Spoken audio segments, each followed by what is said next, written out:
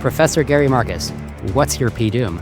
PDoom is a number that should be updated daily depending on the circumstances in the world, just like the midnight clock for nuclear war. And mine has gone up because we are doing a shit job of regulating AI.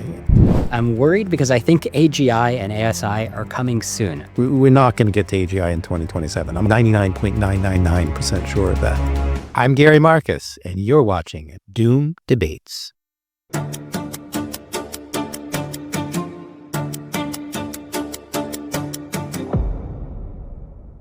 Welcome to Doom Debates.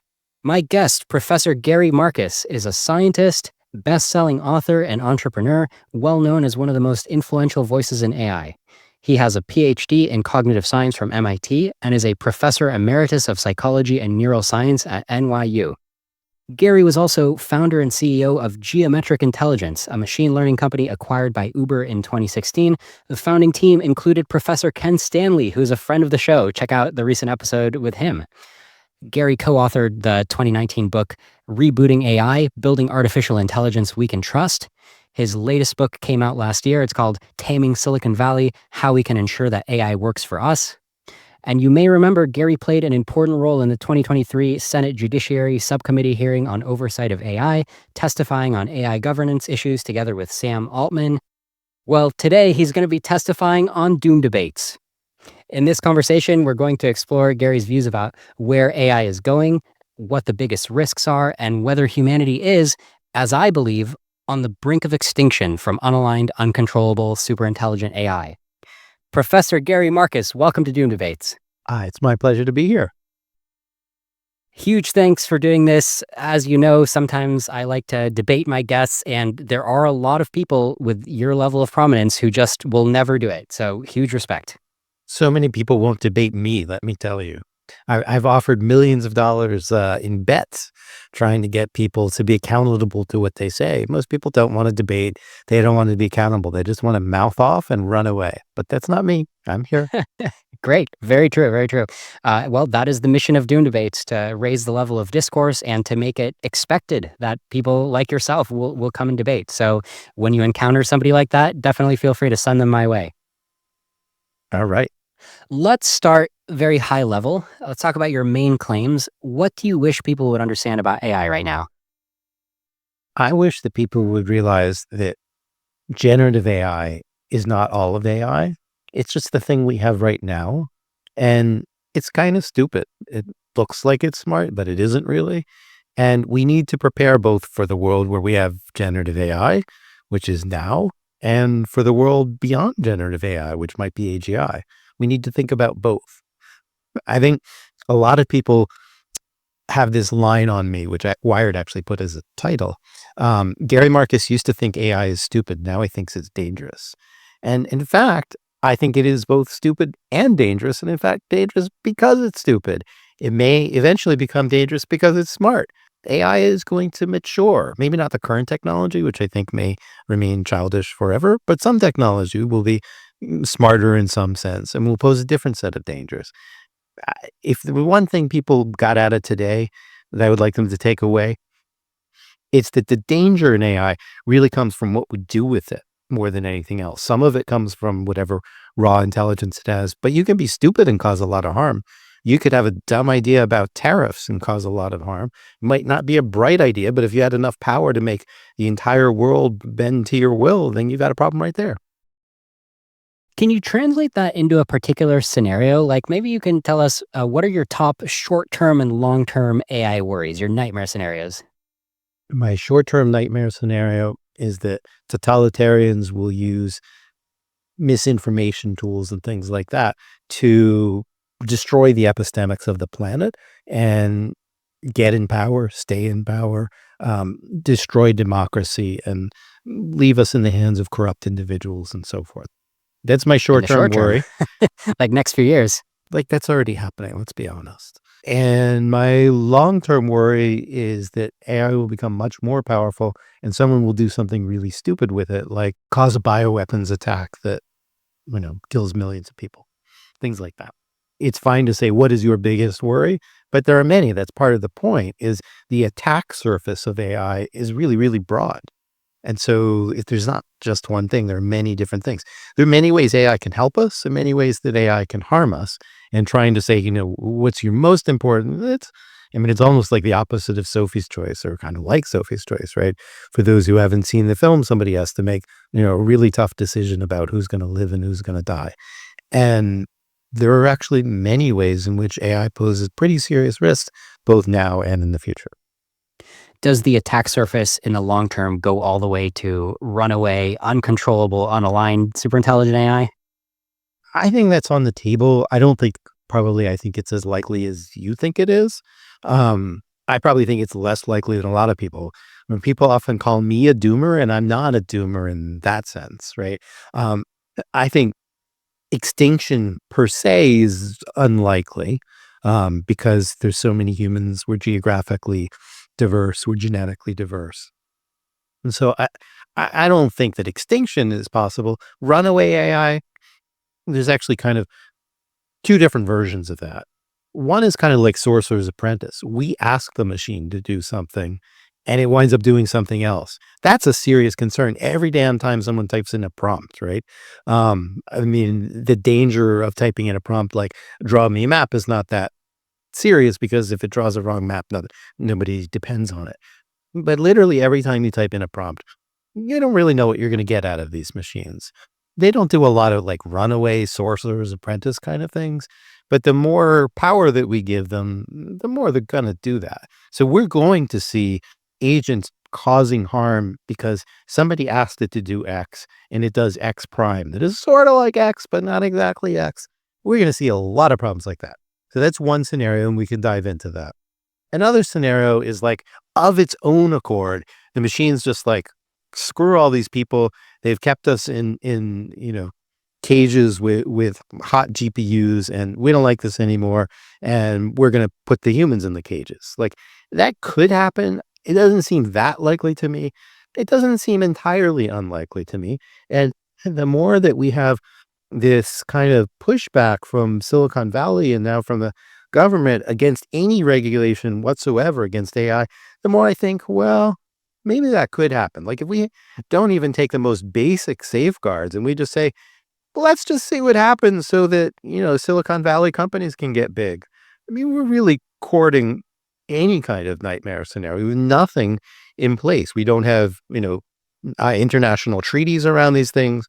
We don't really have any kind of enforcement technology. Basically the message from the federal government as of yesterday is we don't want to have any state regulation. We don't want to make any regulation ourselves.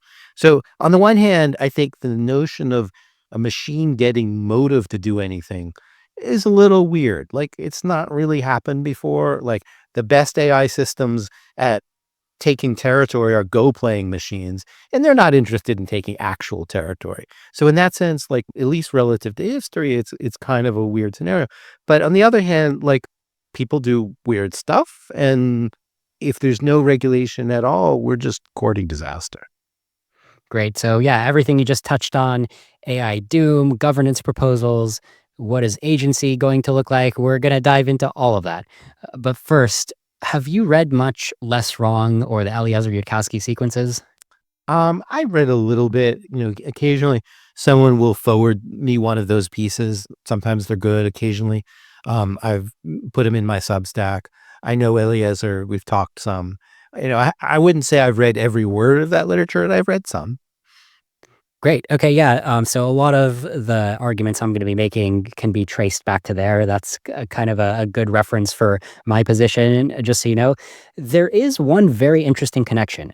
Back in 2008, when Eliezer was spending every day, 12 hours a day, putting out the sequences, and I was voraciously reading them in real time, good times. So back in 2008, you were writing your book Kluge, which actually is a lot about human rationality, right? It's about how the Or the brain lack is thereof, yeah. exactly. It's like the brain is a big kludge. It was just barfed out by evolution, and it's not that great at thinking properly, right? So That's right. A kludge, for yeah, those people who don't know, is an engineer's term for duct tape and rubber bands. And the thesis of that book is like the human mind's kind of held together by duct tape and rubber bands. And a lot of the book was really like looking at evolutionary psychology that always tells these just so stories about why we're so great. And it's like, actually, we have a lot of problems. We should understand those from the evolutionary perspective too.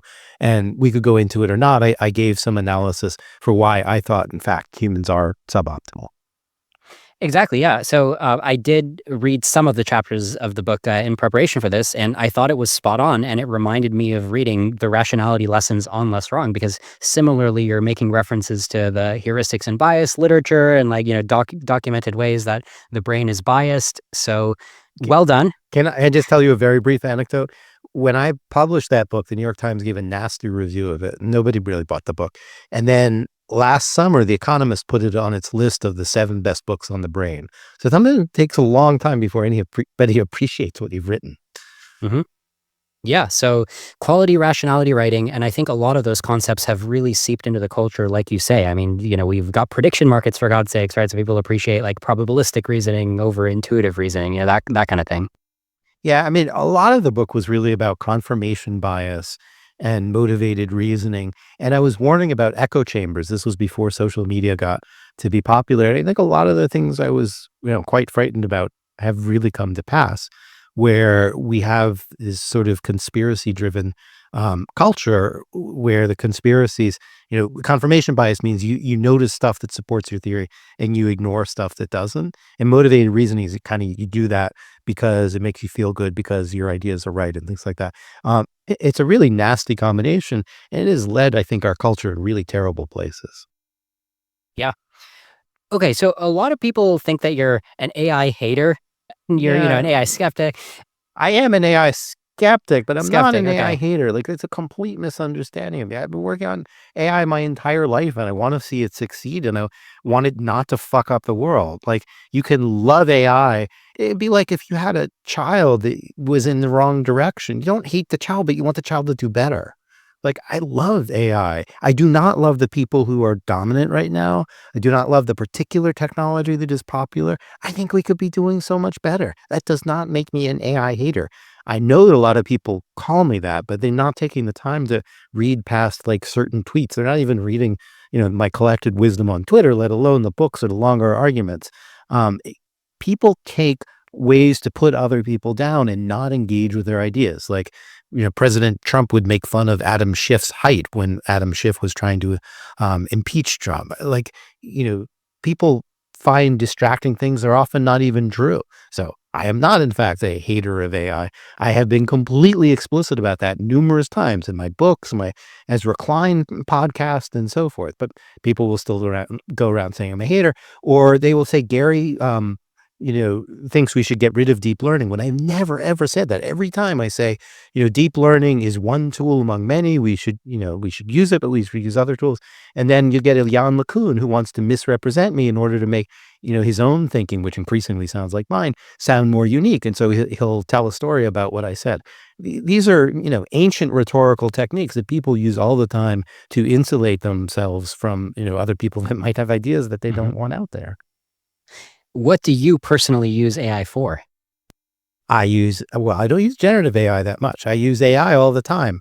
I use AI for navigation, right? I love that navigational purpose. I do Apple's playlist to choose music for me. I love the computational photography stuff. I have an iPhone 16 Pro, and I think, the computational photography stuff, which is all behind the scenes, is fantastic. And there are lots of little pieces of AI that I use all the time and enjoy using, and I'm glad that it's there. Speech recognition is vastly better than, when I was a child. It's sort of inconceivably better. I love having speech recognition around. So lots of PZs. I don't use ChatGPT except to like periodically see, is it any better? And in particular, is it any better at the things that I worried about when I was a much younger man writing about these issues in the late 90s and in my book, Algebraic Mind, in 2001. And always the answer is no, it's not really better at these things. It still has the same basic character, which is that it gets some bunch of examples that are similar to what's stored, but you move a little bit beyond what it knows and it starts to break down. And so for my purposes, it's just not that useful. I don't begrudge people who have purposes. If I were coding a lot, there have been times in my life when I code a lot, but not recently. then I would certainly use it for autocomplete. I once called it autocomplete on steroids. Other people picked up that phrase. For coding, it's a fantastic tool. If I had to write advertising copy, I would at least try it. I don't want it to write my books for me. I wrote my last book in 2 months. I did not use ChatGPT. I can write myself perfectly well and express what I want. I don't need to, futz around with it. I also use the generative image stuff just kind of to make fun of it, but it's really experimental. I don't need it for what I do. I understand that some people do, but for me, it's not really a good fit for the particular things I need. It's also not good on details. If it could do my expense reports right, then that would be nice. If it could do my taxes right, that would be nice. I don't trust it with my taxes. I don't trust it with my expense reports. Have you found yourself replacing some Google searches with one of these conversational AIs, like if you're looking up a medical question? No, never. I want to be able to go to the original sources. They sort of can do that, and some of them, like Perplexity, can sort of do that and sort of not. I don't want someone to synthesize an answer knowing that there are going to be subtle problems and that I may not recognize them. If it's in my own domain, I recognize them, then why am I doing the search? And I know that if it's in another domain, I'm not going to catch them. So if I ask it to tell me everything there is to know about quantum computation, I'm not going to catch the errors. I've been using GPT-03 and asking it Mhm. a bunch of medical questions for myself and my wife. And I don't know, I'm loving it. Gary, I think you might want to try this. The quality seems pretty great. I have zero interest in that, but I mean, I understand people do it. Medical cases particularly worry me. If somebody, well, I guess there's a couple things. If somebody had no knowledge of the medical literature, I understand the desire to do that. But I don't know, time and time again, you see these studies, and if there's something subtly different, they're not necessarily going to get it. They'll get it some of the time, and OpenAI loves to share anecdotes of when it does find something that a human doctor did and so forth. But I really don't think that the data justify it. And people try easier things with these systems and they make lots of mistakes. I mean, first of all, they're hallucinating the references. We know that that's a huge problem. And I just played with, and it wasn't O3, but I played with ChatGPT yesterday. I wrote this up in my Substack. I just asked it to do a map of all the port cities with above average per capita populations in the US. And it gave me 5 different maps when I tried 5 different times. This Mhm. is not a stable, trustworthy technology. Which version of the AI were you using for That that? was ChatGPT, just off the shelf. And, maybe someone will get better, but the thing is that its answers are always presented with absolute confidence. And then you get these things. It's I'm so sorry I made the mistake. And then, then it makes a mistake again. Hey, it's me.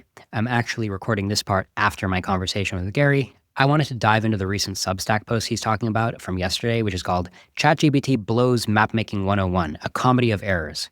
So like he said, he's asking ChatGPT to make him a map of states with ports and above average incomes. And it kind of does. And it's highlighting a bunch of states that look roughly correct, but it's made a couple mistakes. And when he calls it on, why did you include Illinois? It's saying, you're right. Illinois was not in the original table of states with both major ports and above average per capita income.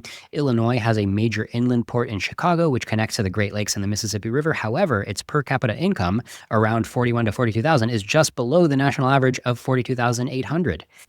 So it got kind of close, but it is technically hallucinating. It's not nailing all the reasoning you need to get this perfect. Fair enough.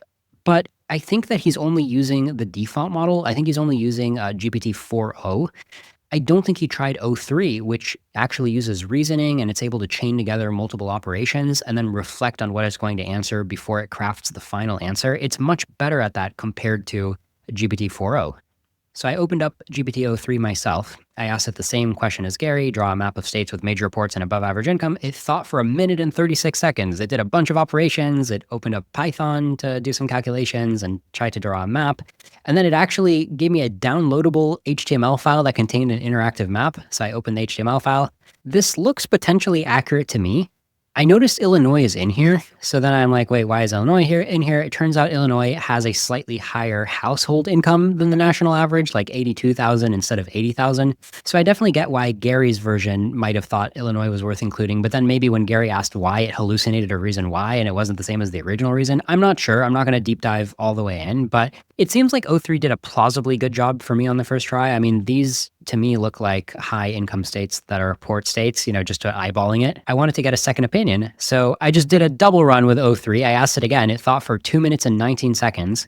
It ended up writing a Python program to try to use matplotlib to draw a map, but then it actually crashed. It got an error. So it just ended up answering with a table, which I guess was fine. I mean, it didn't draw a map. I might have to prompt it again to get the map, but it gave me a nice table where it said, here's the name of the state, here's the 2023 median household income, and then here's an example of a major port. So I would argue it got very, very close. I mean, this table is exactly the table that you want the human to make, populated with what seems like accurate data. So I don't know how much partial credit you want to give this. It seems pretty good to me. But wait a minute, there's fewer states. There's only 7 states listed here. There's 11 states here. Why are there fewer states?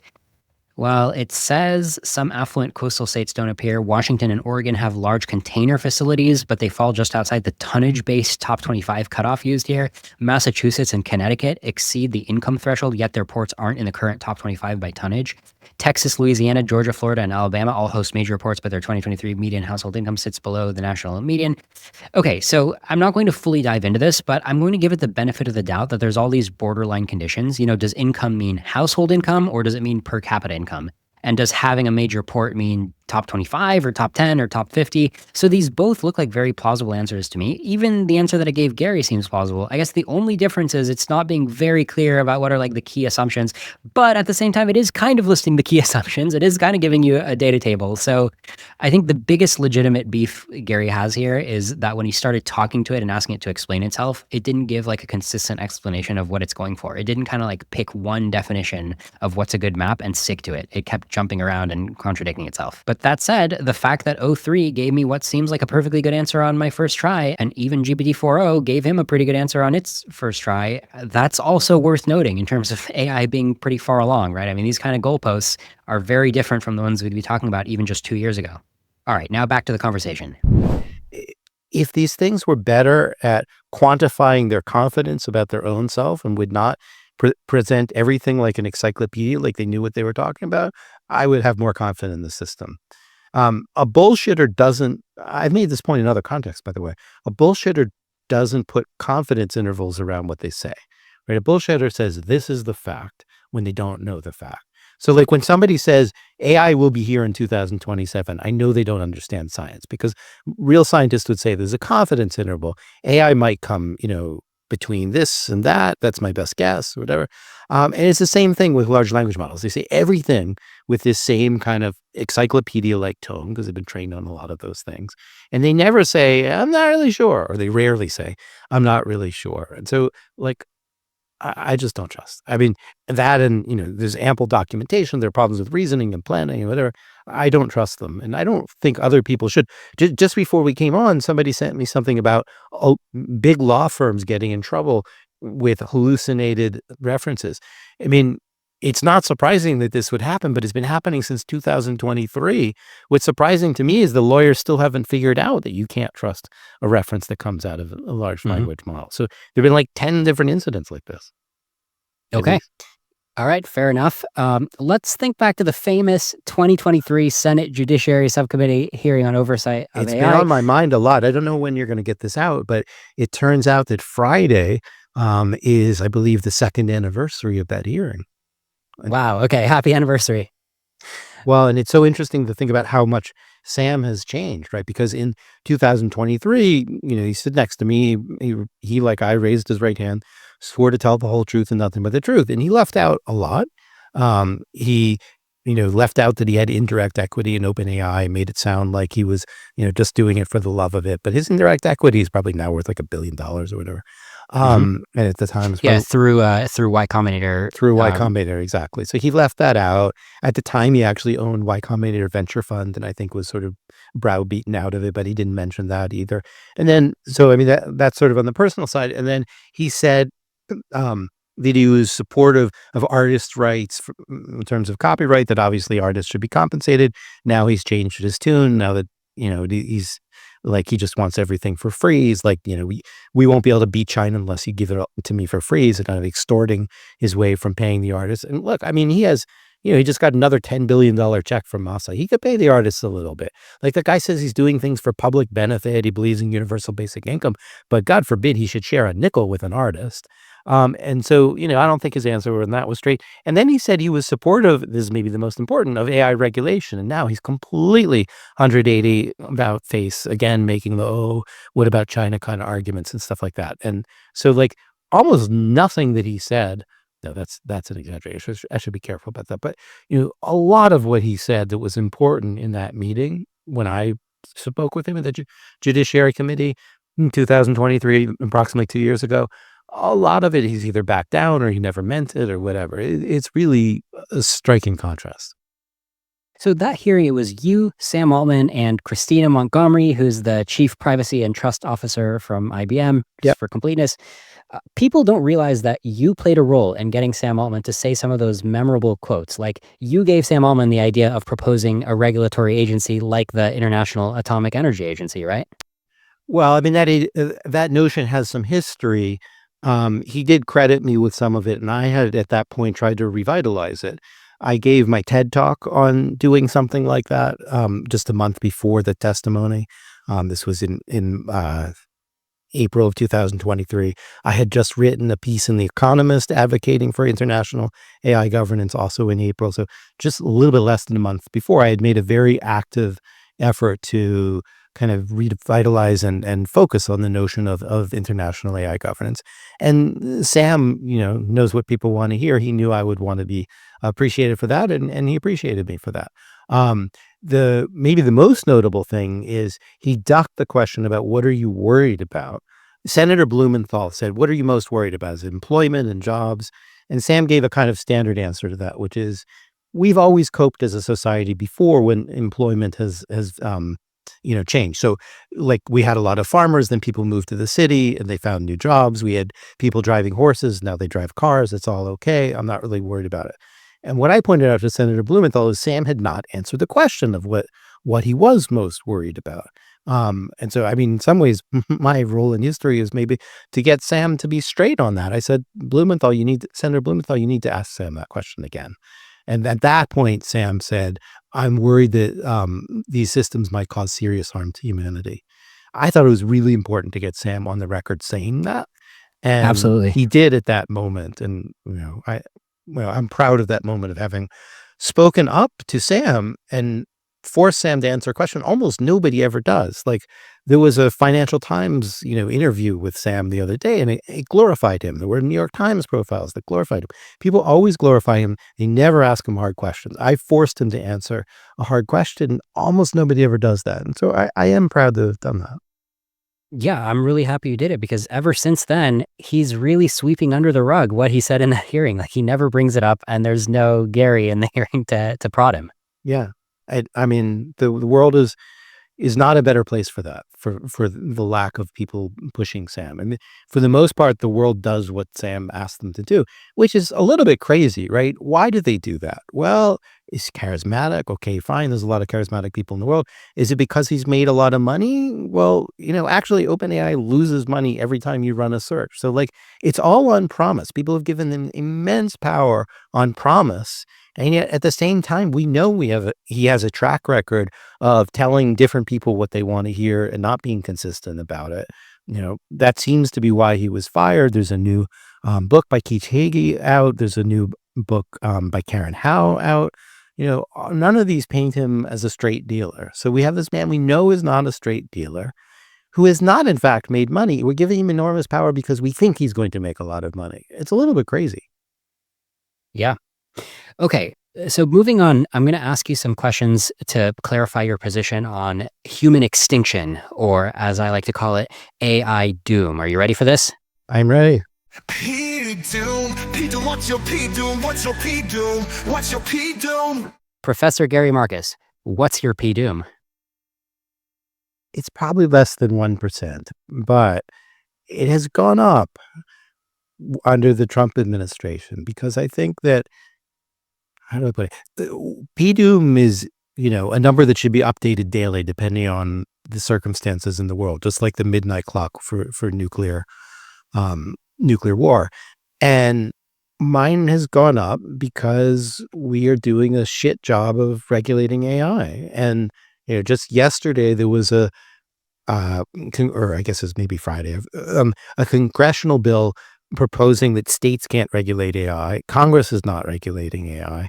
EU is being pressured to reduce its regulation. One of the mechanisms by which you reduce the possible doom risk is you have some regulation around AI, and not just regulation, but enforcement and international treaties and so forth. And right now, the people who don't want any of that stuff are running the game. And that has to elevate the risk. Like, whatever the baseline risk is, and we can argue about that and maybe will, whatever that baseline is, it's got to be worse if there's no machinery in place to monitor for various kinds of situations. And those situations, like literal extinction, we should maybe put in a separate category. But what about this, call it catastrophic risk? So like, what's the chance we get into an accidental nuclear war because AI generated misinformation that leads various actors to do various things? They escalate. Like, think about India and Kashmir right now, in India and Pakistan over Kashmir. Like, that is a very delicate thing. One piece of misinformation, if it was really well made, could change that from saber rattling to a war, to a nuclear war very quickly, right? So there are scenarios like that.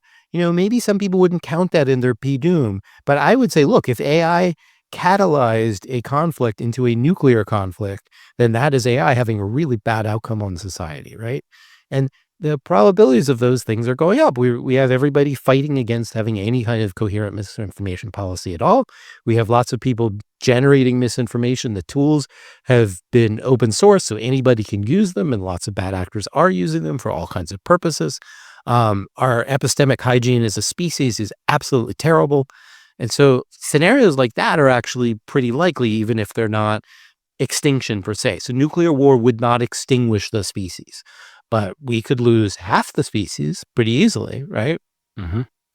So preparing for the show, I was trying to triangulate your P-doom, and I saw a Substack post from March 2023, and you wrote, "Is AI going to kill us all? I don't know, and you don't know either, but Jeff Hinton has started to worry, and so have I. Is coding faster and having fun chatbots to play with worth a 1% risk of that coming true?" So maybe we should say your P-doom is 1%. Yeah, we'll call it, I mean, that's like real doom, like, beyond just the nuclear war stuff, which I think is, higher than that. And you're recognizing that there seems to be a big gap, a big disagreement between you and Jeff Hinton, right? Because Jeff Hinton is more like 10 to 20 or even 50%, depending on how you interpret it. I don't really want to stick to 1%. I think it's probably a little bit less than 1%. But let's, for the sake of argument, we'll just call it 1%. Let's say that, all this anti-regulatory stuff has raised it to 1% for the sake of argument. So you're saying, but there's a huge difference between 1 and 20 that Hinton has. Yeah. So you're recognizing Jeff Hinton is off in his own mental model here.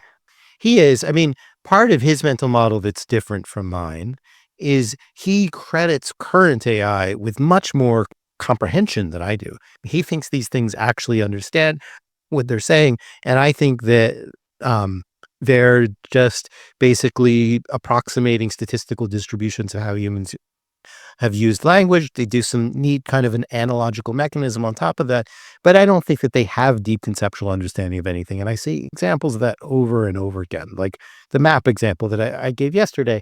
And so part of his P-doom is he thinks, and he kind of feels it in his bones, but I don't believe it at all, that AI today is, super smart. And I just don't think that. I think it's capable of saying smart things by using these analogical mechanisms. It's also capable of saying really dumb things. I don't think it's as, a deep thinker as he would credit for. I think he's wildly wrong on that.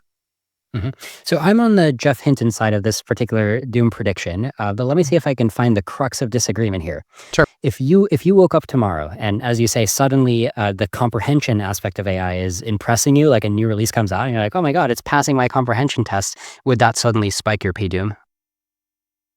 If we had not made any advance in alignment and we saw that, yes. So, another factor going into P-doom is like, do we have any sort of plan here? And you mentioned maybe it was off camera, so to speak, Eliezer. I don't agree with Eliezer on a bunch of stuff, but the point that he's made most clearly is we don't have a fucking plan. You have no idea what we would do, right? I mean, suppose, either that I'm wrong about my critique of current AI or that just somebody makes a really important discovery, tomorrow. And suddenly we wind up 6 months from now, it's in production, which would be fast, but let's say that happens to kind of play this out. So 6 months from now, we're sitting here with AGI. Like, I think that's tremendously unlikely, but I won't say it's impossible, right? Like, I'm a scientist. I know there are unknowns, yada, yada, yada. So let's say that we did get there in 6 months, that we had an actual AGI. Well, then you could ask, well, what are we doing to make sure that it's aligned to human interests? What technology do we have for that? And unless there was another advance in the next 6 months in that direction, which I'm going to bet against, and we can talk about why not, then we kind of in a lot of trouble, right? Because here's what we don't have, right? We have, first of all, no international treaties about even sharing information around this.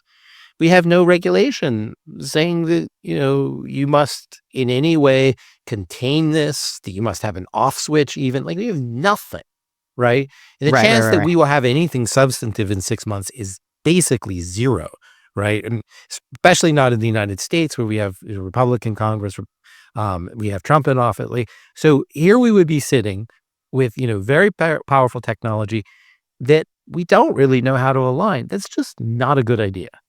So in your view, it's really great that we haven't figured out how to make AI have better comprehension, because if we suddenly did, things would look bad. We're not prepared for that moment. I think that's fair. Now, the flip side of that that's worth mentioning is, I think one of the reasons we're not remotely prepared is that we're playing around with generative AI. It's a black box, and I don't think it's possible to align it. We don't know enough about what's going inside. We don't have enough control over what it does. And so, I think that Gen AI is destined to be very unaligned. I do think that real AGI would operate on different principles, and that those principles would include better comprehension on the part of the system of abstract principles that we put to it and so forth. And so I think that there is a scenario, not a guaranteed scenario, but a scenario where we get to AGI, and it is by its very design either more aligned or more alignable if we can figure out what values we want instilled in it and so forth. So there is a possible happy ending. It's not that happy ending, I don't think, comes through generative AI though. Okay. So it sounds like your P-doom conditioned on strong AI comprehension is pretty high, but your total P-doom is very low. So you must be really confident about your probability of AI not having comprehension anytime soon. I think that we get in a lot of trouble if we have AGI that is not aligned. I mean, that's the worst case. The worst case scenario is this. We get to an AGI that is not aligned. We have no laws around it. We have no idea how to align it, and we just hope for the best. That's not a good scenario, right? I think there's a scenario near there, which is we get to an AGI, we do know how to align it, and maybe things actually turn out well because we use it to help us with science and medicine and so forth. So, it does depend on what kind of AGI. And I think it's worth noting that we always just treat these things like magic with these kind of cover terms. There's lots of forms of intelligence in the world. Different species have different forms of intelligence. Different humans, to some degree, have different forms of intelligence. So, Michael Jackson had, kinesthetic intelligence on a basketball court that I don't have, but I know how to talk about cognitive science. I'm guessing he's not that expert in it. So, different humans can have different expertise. Different AIs are going to have different expertise. So it's like a huge abstraction to just talk about AGI like that. And I would at least want to distinguish between AGI that is alignable and AGI that is not. And for me, having symbol systems in there as part of the mix is essential to alignability. I don't even know what an AGI without symbol systems would look like. But so you have all that sphere of things. This is one piece of the argument that I think needs to be spelled out. All right, lots to unpack, so we're going to get into a lot of this stuff. I want to ask you about that famous 2023 statement on AI risk from the Center for AI Safety, the statement that says, mitigating the risk of extinction from AI should be a global priority alongside other societal scale risks such as pandemics and nuclear war. You actually did not sign it, even though many others did. Most top AI company leaders signed it. Sam Altman signed it. Why didn't you sign it? I thought in the end it was there just to hype AI, and that we don't really know that the risk is comparable to nuclear weapons. partly like we're nowhere near to AGI. The risk of current stuff is serious, but likening it to nuclear weapons, I thought at least you need an argument for that, and I wasn't seeing the argument for it. Um, and so it felt more like hype, and also like see the crowd of people that signed it and so forth. Like a funny thing about how all of the discourse has developed is there's some strange bedfellows. So there are people that want to hype AI that exaggerate, I think, the risks of AI. And there are people that actually care about the risks of AI, but sometimes play into the hype people, which only makes these big companies stronger, which actually only elevates the risk. So I think a lot of what the so-called doomers have done has actually been counterproductive. They have made people like Sam Altman very powerful, and one of the risks comes from people like Sam Altman. So there's a weird combination of things. Regardless of all that, I call it like I see it. And, if the risk gets higher in my mind, then I will say it. And there's a difference between like potential risk in the long term versus the risk, right now and so forth. I think that the risks right now are not at that like nuclear level, but are very serious. Okay. At the same time, you actually did sign this other open letter that was calling for a 6-month moratorium on AI development. So why did you sign that one?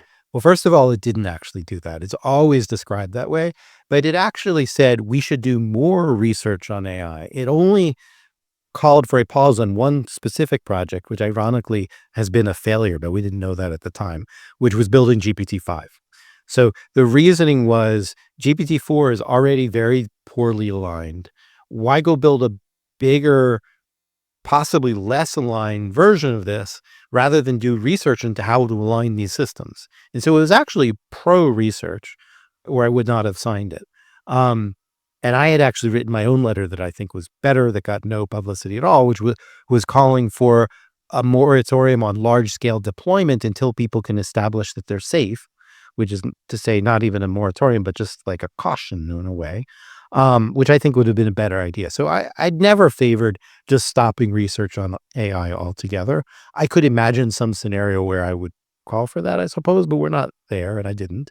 And the letter didn't. The letter said, let us pause this particular project that seems, particularly unwieldy. The irony, of course, is twofold. One is it called for a 6-month pause, and Elon Musk signed the letter and spent those 6 months trying his best to build GPT-5, which tells you, how much you should trust him, I think. I agree that there's a lot of irony there for sure.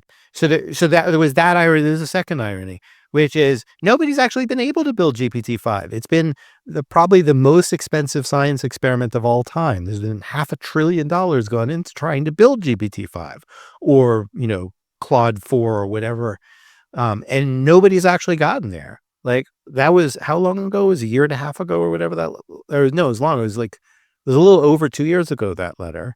And I don't think anybody signing the letter, said maybe me, but I don't think even me thought that we would be sitting here in 2025 and that nobody would have succeeded at GPT-5. I thought the GPT-5 might be as far as we would get, but I thought we would get there. And like, I think most people, if they were honest, and most people are not honest, but if they were honest, they would say that project didn't go as well as we thought, right? Who would have thought that he's spent $500 billion 10xing this and 10xing that, so much more compute, you wouldn't actually get to anything anybody really felt confident calling GPT-5. And I probably know Project Orion was supposed to be GPT-5 and got relabeled GPT-4.5, presumably because they didn't think it would have met expectations. If they had put out GPT-4.5 and called it GPT-5, which is just up to Sam, he'd call it whatever he wants. If he had called it GPT-5, people would have been like, yeah, I don't think OpenAI's got it anymore. This, it's a little bit better than the last one, but it ain't like GPT-4 was to GPT-3. I can't believe they're calling it. That's like the reaction they would get, right? And so that project that we called for a moratorium on, here we are. It's probably like 25 months later, 26 months later or something like that. Nobody has actually been able to do, ironically, the thing that we said that they shouldn't do, even though nobody in the world took seriously the call for a moratorium. It just didn't work. Okay, let's talk about timelines. The reason I do this podcast is because I'm worried because I think AGI and ASI are coming soon. But let me ask you, when is AGI coming? fastest I think is possible is probably like 5 years. And I think it's more like 15 or something like that. Could be even longer. I had a debate with Grady Booch in my Substack where he took the position that AGI would not happen this century. And in that, I was the optimist, so to speak. And I said, I think it will happen this century. Um, so I'm pretty confident it'll happen this century simply because there's so many shots on goal, there's so many dollars invested, etc. But I'm not confident it's going to happen soon because I look and the same problems that I was writing about 20 years ago still afflict these systems. Things like hallucinations, poor reason, bad planning, weak generalization, all of that is still true. So I think there's like at least 4 or 5 fundamental discoveries that we are missing. Could all of those happen in 5 years and we turn that into production code? Yeah, it could. But since each of them has resisted solution for 20 years and it takes a long time to put things into production code, it seems really grossly implausible. I mean, look, it took 30 years or something like that to turn convolutional neural networks into anything. It took about, 7, 8 years to turn transformers into anything. And those were, published works available to anyone. It still took a long time to put them into production. And none of them solved the problems that I've been harping on for the last quarter century. And so, depending on your perspective, it'd be either a miracle or a disaster, depending on how you want to think about it, if all of those obstacles fell simultaneously. And the myth of the last few years was, well, we keep adding exponentially more data and all this shit emerges. But then it turned out when people looked carefully at emergence, that it was really just a problem of discretization. It was a statistical artifact. There was no real emergence. And the fact is, even with all that emergence, it hasn't solved these problems. And so it seems like fantasy to me to imagine that in less than 5 years, we're going to get there.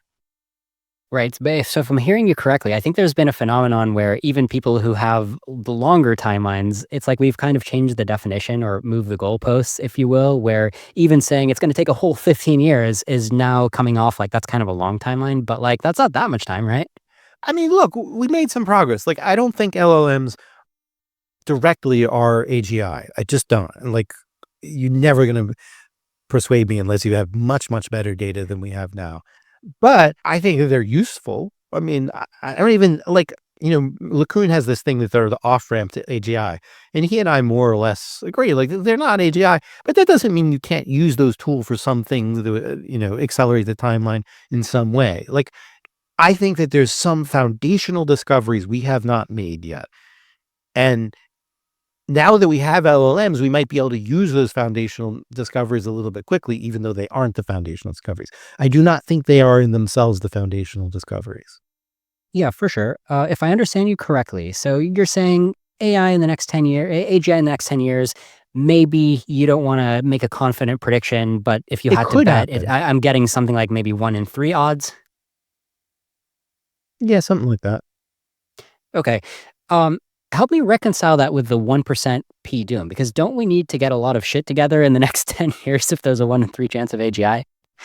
Well, I mean, my view is, let's just say 10 years is roughly right, that it's a better predictor. I mean, just for the sake of argument, right? Let's say 10 years is our best prediction for when AGI is. We're still in trouble in a certain sense, right? Because even if it's 10 years away, like think about how long it takes to make a treaty. Typically takes like 10 years. Are we working seriously on it? Not really. How about a solution to alignment? Will that come for free with AGI, or does that take some extra work that nobody is doing? How much progress have we made, by the way, in alignment, right? I would say we've made none. Right. So how are you netting out at 1% P doom? I feel like maybe you should be like 5% P doom. Well, I mean, you still have to talk about what is the scenario that leads to doom. So remember, I said that P catastrophe was higher than P doom, right? So P catastrophe is like accidental nuclear war or a deliberate bioweapons attack or something like that. I think that's much higher than 1%. If we get to AGI and no alignment solutions in sight and no governmental structures, then the chance of P catastrophe gets pretty high, like over 50%, I would say, right?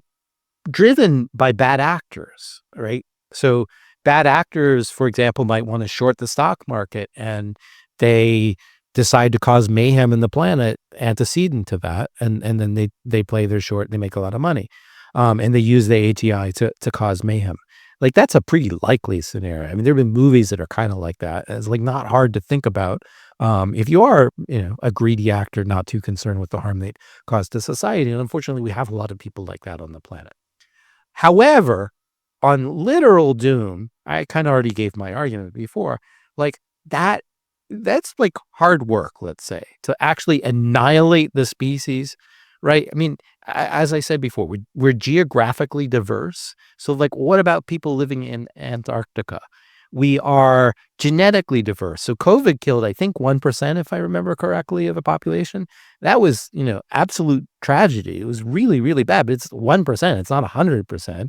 And, there are going to be many other pathogens that probably cause that kind of harm. But having a pathogen literally annihilate the species is pretty hard given our genetic diversity, right? Some people were basically invulnerable to COVID, presumably because of genetics. We were resourceful. We came up with mRNA and we were able to distribute vaccines and so forth. Like, humans on the individual level are irrational, but at group level sometimes get shit done. And so, we're not completely defenseless here.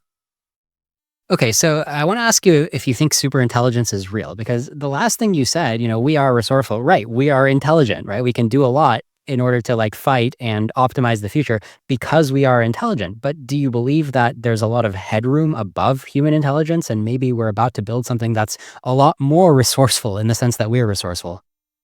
Yeah, at some point. At some point we will. I mean, I don't think we are about to, right? I don't think we're about to, if that means like in the next 5 years, then I certainly don't. But I think humans are a low bar. That was the whole point of my Kluge. Kluge book. Right. I think it's easily possible to imagine machines that are smarter than humans across the board. I don't think we have the current technology, but if you're asking me, 500 years from now, just to be safe, like, do I think that machines will be basically better than people at pretty much everything? Yeah. I mean, they may not be like on certain artistic things, maybe not, but by and large, um, I expect machines 500 years from now to be smarter than people. And if that's what superintelligence means, we didn't quite define it there, but if it means smarter than people, yes, I can even give you some specifics. So they will have the flexibility and cognitive resourcefulness of people, but they will not be caught up in like petty jealousy. They will not be caught up in motivated reasoning. They will not be caught up in confirmation bias. They will not have poor memories, etc. And so they will be better in the way that, calculators are better than me at long division. I'm just not that good at long division, and calculators are pretty great at it. And the range of things like that will grow considerably over the next century until it saturates. Trying to understand your model of superintelligence here. So let's give it a 500-year timeline. Let's say there's plenty of time for AI development to really go far, and then the AIs can even potentially self-improve. Do you think at that point it'll be fair to describe the best AIs as having godlike powers? I mean, that's definitional. What do you mean by godlike powers?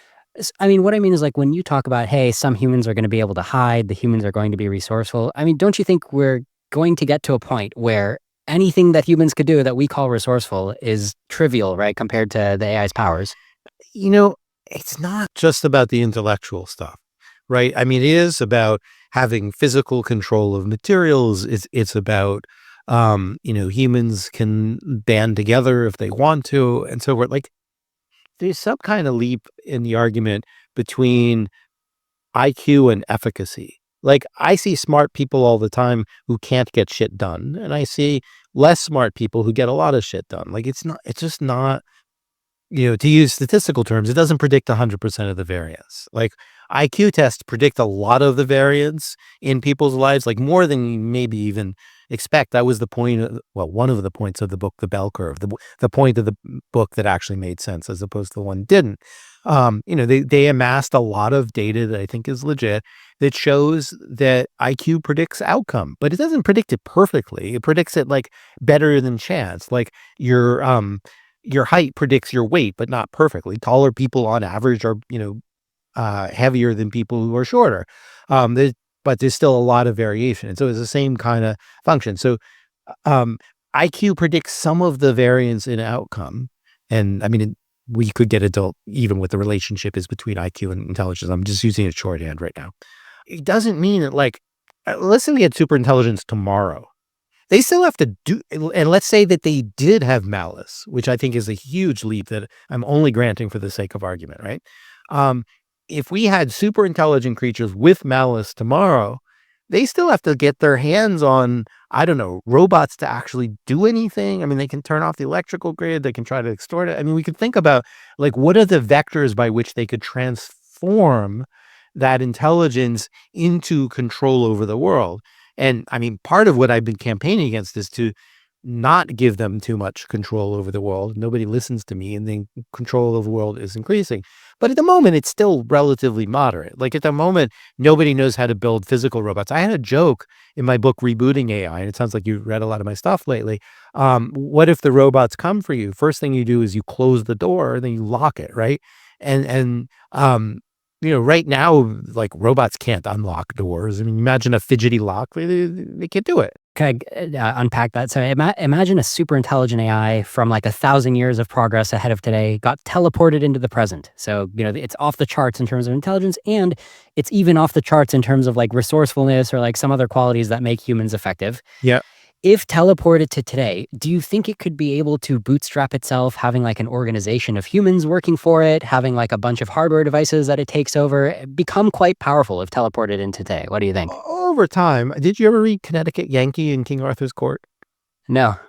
It's a great Mark Twain book. I mean, I read it when I was 15. I might find some objections to it now, but he's from Connecticut in whatever 1870, and he is transported back into the past, and he does stuff. I'm sorry to give away some significant parts of the book, but he does stuff like he predicts an eclipse, and then everybody is awed by it because he knows math and they don't, um, and he builds bicycles, nobody else does. So I think it's been a long time, but I think he becomes rich because he makes the bicycles and nobody else ever thought of the idea. And so he kind of imports his knowledge from 1870 or whatever it is, back to whenever it is, 1490 or whatever. And there surely be an element of that. I mean, especially like a robot knows about, in your time travel example, knows about technologies we don't, and right, so can relatively quickly acquire a great amount of wealth and so forth. And so over time, that robot could have a lot of sway over humanity. It would still Yeah. take time, right? It would still have to persuade people, amass the resources. It would probably have to bring in new technology about building robots that we don't have now, get those robots built, etc. But yeah, in the limit. So when you think about that moment where the Western invader is like, so, taking over the ancients by surprising them with his godlike powers to predict the eclipse, when you think about that one That's particular your moment, phrase again, but okay. okay, when humans do it, it's like, okay, they occasionally can do this seeming miracle and they get a lot of power based on that. But imagine scaling that up. Like imagine the AI customizing a miracle like that for every single person in the world or for like 1 billion people at the same time and then doing another thing. You know what I'm saying? It's going to be relentless. It's going to be relentless. Um, well, I don't fully want to see that. So there is a question of motive, which we have not gone into, and I think is a serious question. So if the robot were motivated to do these things, and then you can talk about intrinsic motivation or motivation at the hands of a bad actor who wants to, exploit the human species. So there is a question of motive that is important. If the robot was motivated intrinsically or extrinsically, then yeah, it could do a lot of stuff, even though it takes time. And if you're talking about like persuading 8 billion people, not 1 billion people, that's a lot of hard work. I mean, think about like, You do it in parallel. sure, and think about political parties. And like, we have the most anomalous situation in the United States that we've had maybe ever, since the founding of the country, where power, I think, is being abused in ways that we've never seen before. But even then, there's at least some resistance now. And historically, it has been very hard to get an entire nation to go along. The extent to which Trump can do that is largely about power rather than intelligence. I don't think that he's an exceptionally intelligent individual. He called himself a stable genius. I don't think that he really is. What his trick is he has power and people are afraid of him. So I think you'd have to have a robot. Well, let me say that more carefully. One way you could get a robot or an AI to kind of get in general direction would be if it can seize that same kind of power by making everybody afraid of it and so forth. But that is not a trivial operation. Like most of the very intelligent people in the history of humanity have not gotten themselves in the position of having that kind of power. So, I mean, what do you think somebody like a Donald Trump or a captain of industry like an Elon Musk or like a previous dictator like a Hitler, Stalin, what specifically are they doing with their brains that a super intelligent AI isn't going to do much better? I'm saying that even then, like the odds are not that high. Like most people who have tried to put themselves in a position of being a dictator have eventually been killed. Like the vast majority of it, even the people that you mentioned, right? Like Hitler, for example, got killed in the end. He did not maintain that power Yeah. for very long, right? I mean, in the case of the super intelligent AI, I don't think it's really going to get killed, right? In this scenario, it's like very easy for it not to get killed. Well, maybe. Let's hold that thought for 1 second and come back to it. So, just to put one other concept on the table, which is there is a kind of immune system in humanity. I mean, it's not a literal one; it's a metaphorical one. For example, the immune system resisted Hitler, right? Hitler. I mean, he killed many, many people, but eventually the Allies kill him and took all of his power and all of his land grabs and so forth. Well, because he made tactical mistakes in the war, right? Like we can identify specific moments where if he just did war tactics a little bit better, it seems like the Axis had a good shot. The Axis had a good shot. I mean, I'm not an expert in those arguments. I understand that they've been made. I don't know all of the details. I know that they can be made. I think that Hitler was fallible in ways maybe that machines might not be. But the fact is that he certainly, without question, which is all I needed for the particular argument I wanted to make, or it wasn't even an argument, just an introduction of a concept. I wanted to introduce the concept of the immune system. He sure as hell activated the immune system. It took a little while, right? You had the Neville Chamberlains of the world were like, let's just do what he wants, right? So there were lots of appeasers and whatever. But in the end, there was a very thoroughgoing immune response against Hitler. Right. So immune systems can be overpowered. Sometimes there aren't a lot of examples of that in history.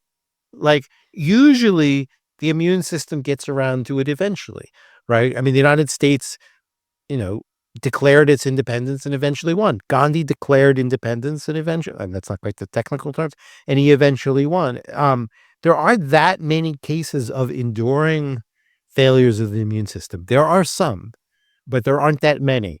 Have you heard of a mirror life where it's based on molecules that are like a different handedness in their orientation? Or I'm not an expert on this, but I know the concept of chirality. But yeah, I think it's the same thing.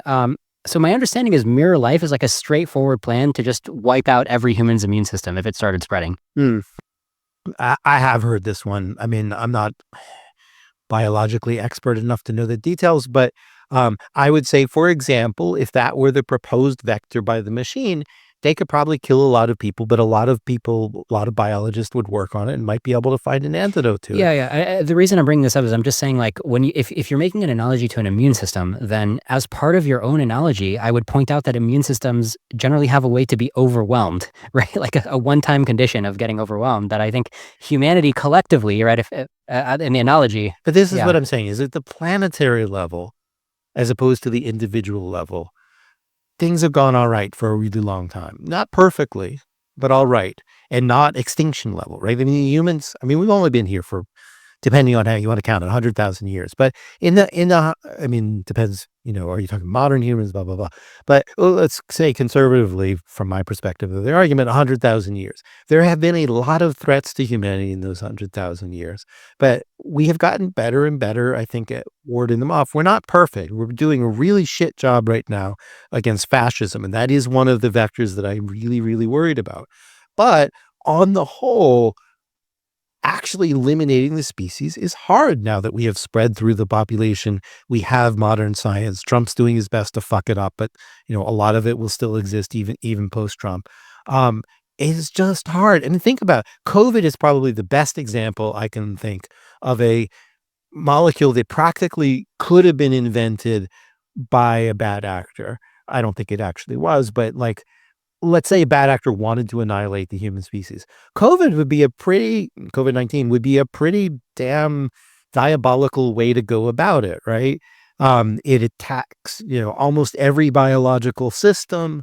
It's, from the cold virus, it was able to fool humans for a little while into thinking it wasn't that bad when it really was pretty bad, et cetera, et cetera. But at the end of the day, the planetary immune system and a combination of two things, planetary immune system and biological immunity system, and three, the sheer genetic diversity of humanity meant that it killed, quote, only 1% of the species. And so, if you want to consider that like an accidental shot on goal to measure like how robust are, that's only 1%. That's really far from 100%. Okay, so to recap your view here, so you think even if there was a super intelligent AI from the future whose thinking ability was just way above a human, none of the Kluges and, I solved don't know all the about, problems. I didn't concede way above. I said above. Um, Okay. Way above, I don't know what exactly that means. Can we talk about way above? Right. Do you not think that there's such a thing as way above human level thinking? I think that there are ways in which an AI could certainly be superior. So speed of execution, eventually, though not now. Memory kind of already. Uh, Balanced view of evidence. It's not hard for me to imagine superiority and so forth. So yeah, I mean, I can imagine clearly better, let's say. I mean, this is a very qualitative distinction, but decisively better, yes. Vastly better, I don't know exactly what that means. If you had IQ questions, which is a bad measuring, you can come up with No, something no. better. I can imagine an AI system that always gets everything on your IQ exam right. But does that make them vastly better? I mean, that scale is kind of like, the smartest people in the world could probably do close to that. It's so it's a question of how much headroom there is in intelligence, right? That's Mhm. what the question is. And Yeah. I don't, Can I make an analogy? yeah, you can make an analogy. Think about like playing a complex video game, right? So Yeah. we're in the habit of testing AIs on various video games, and then we say, okay, this AI is much better than humans at this video game. So Mhm. from my perspective, the universe is just a big video game, and there is such a thing as having an AI that's just much better than humanity at the video game of steering the universe to a particular preferred outcome. Better, yes, much better. I'm not saying you're wrong, but I'm saying I don't exactly know what that is. I don't exactly know what the argument is. Like, I can at least as a thought experiment imagine it, but as a practical day-to-day thing, what does that mean? So, for example, things that can be done as thought experiments, it can probably do them faster and more efficiently and so forth. Can it do it as faster, more efficiently? Can one machine do what 1,000 people can do? Maybe, I don't know. Can it think hypotheses that humans couldn't consider? I can think of some that are like six-dimensional interactions. Like humans have trouble understanding interactions with more than or even with three variables. So there are places where I can sort of, as a cognitive scientist, concretely imagine what those additional faculties would be. Yeah, AlphaFold, right, was an example where the AI is now doing in its head, right? It's making empirical predictions that a lot of people were skeptical were possible to do via pure thinking. Sure. AlphaGo, did computation that most ordinary humans don't do or whatever. I'm not unfamiliar with the notion of superhuman in a domain. But what you're proposing is something that goes a little bit beyond that in important ways, or a lot beyond that, right? So it's one thing to say, I've already conceded this point and with no qualms, that will we have machines that are better pretty much across the board than humans? Yes. But it's a question of sort of saturating the benchmark of life, right? What does that mean? Where is the top? So even on chess, we don't have good answers to this. What is the latest chess computer? Maybe it's 3,500 or something like that. It's not 6,000. It can clearly beat Kasparov. It doesn't break out an electronic sweat or whatever. But how much headroom? How much better can you do at chess? How much better can you do at science? How much of science? And here's something that gets really lost in a lot of these discussions. How much of science is really about sweat, about actually running the experiments, as opposed to being clever enough to analyze the data, et cetera. So it's a question about where is that headroom? In a video game, some of it's about reflex. So it can time the jump between platforms more precisely. Sure. Yeah, so I claim that there's a ton of headroom. I'm not saying there's infinite. Okay, well, make the argument. Make the argument. So maybe AIs will like get to the end of the headroom in like only 100 years, and then you won't have AIs that are much better than other AIs. They'll all be like slammed against the top of like effective engineering ability or effective steering the future ability. Well, what's the argument that there's a lot of headroom as opposed to, a medium amount of headroom or little headroom? Like, and what does that look like when you're at the top of that? That's a great question. Like, why do I have a strong intuition that there's a lot of headroom above human intelligence? So one intuition is just every time we take a particular dimension of skill and then we build things to be good on that dimension. So for example, like birds flying, it's like, oh, you want to fly? Do you want to fly with a better power efficiency and with way more weight? Okay, we made an airplane that's just way better than birds on that dimension.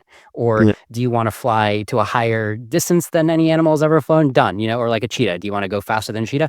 Done. And to like orders of magnitude difference, right? Like not even in the same ballpark. So Yeah. isn't that already a good starting reason why to expect that with thinking? I mean, it's enough to get you into the game, right? And I'm already in the game, right? Um, it's very vague about what it would look like, though. Right? I mean, we see it on some dimensions Speed of is a thinking, right? clear measure, right? I understand what it is to be faster. And I understand that you can sort of go arbitrarily fast up to the speed of light. So like, I expect nothing's going to go faster than the speed of light. We know some constraints on that dimension. The question is like, what does it mean? Again, I really don't like the IQ measure, but just for convenience, use it. Mhm. What is it like to have a 300 IQ or a 600 IQ? Is that meaningful is the question that I'm raising. And I'm not hearing an argument that there is a thing that is 600 IQ and that it would matter as opposed to a 300 IQ. Let's not even say 600 IQ. Let's talk about the dimension of optimization power. I think this is a very important concept, and we can not even say the term intelligence. We can just say it's very much like a video game skill score, right? So in the video game of optimizing the universe, meaning getting the universe to a subset of future states that Yeah. match your preferences. I'm trying to drive the universe one way, you're trying to drive the universe another way. We both get to press buttons on our controller. Where does the universe actually go to? I think there's going to be an AI that's like 99.9999% likely to get the universe where it wants to go, not where you and I want to go, right? So you don't have to call that a 600 IQ. You can just call that a measure of its optimization power. I think that could probably happen. I don't think it could happen soon. And I think there's an important asterisk or thing that needs to be noted, which is that a lot of the optimization power of the universe, at least as the universe is currently constituted, is really about manipulating people and having power of various sorts. It's not just about intelligence. And so if the system could accrue that power because humans consent, maybe because of fear of threat or whatever, or fear of hopes of financial gain or whatever it is, and that would be the way that it would have more optimization power of the universe. Do you think we might hit on a situation, since you're open to this maybe being a possibility? If it's a possibility, then might we get into a situation where you have a recursively self-improving rapid foom, right? Because the AI is like, oh, wow, I have higher optimization power than humans. You know what I could do? Improve myself even more, and then I'll have even more optimization power. And suddenly you really get a feedback loop there. What do you think of that scenario? I mean, I don't think it's off the table. I don't think it could happen soon. I think, again, the manipulation of people really matters a lot, that it's not raw intellect. So, like, maybe.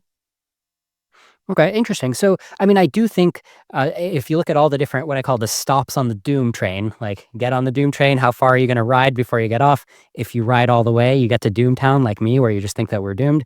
So, one of the stops on the doom train is this idea of there's headroom above human intelligence. If you don't even think that, you could get off very early. You're like, human Yeah, I intelligence is mean, I just a certainly trick. think Yeah. there's headroom. I said that from Okay. the beginning. I have no qualms about that. I mean, I've said for years there's headroom above people. That's part of why I work on AIs, because I do think there's headroom. But the question is whether there's so much headroom that they sort of wipe the floor with us and we're defenseless. That's really what we're arguing about. Exactly. And knowing what you know, I mean, you've actually studied a lot of this context. I mean, the human brain, right? It's a piece of meat. It's very genetically similar to other apes who have a much lower IQ than we do. It's constrained by having to, fit through the birth canal of a woman's hips, and the woman has to still be able to walk. So that puts a huge size constraint on it. But we also have a good reason to think that size is related to maximum intelligence. So, like, given that you have this object that's under so many constraints, that's coming out so early in the history of intelligence, like we're pretty early as far as general intelligences go. Isn't it just intuitive for you that there's probably like significantly higher levels here? No, it's intuitively obvious that there's higher levels, but I mean, I guess it depends what you mean by significant. Like statistically significant, like we can tell the difference, sure, but I think you mean it in the lay sense of the term. 10x, right? They're like airplane versus bird type The of thing, 10x, right? yeah, exactly. I don't think it's inconceivable, but I don't think it's clear to me either. Right. So like, I'll give you some measures that I think more or less saturate at some level. Logic. So, humans can do logic and they can build tools to do theorem proofs and so forth.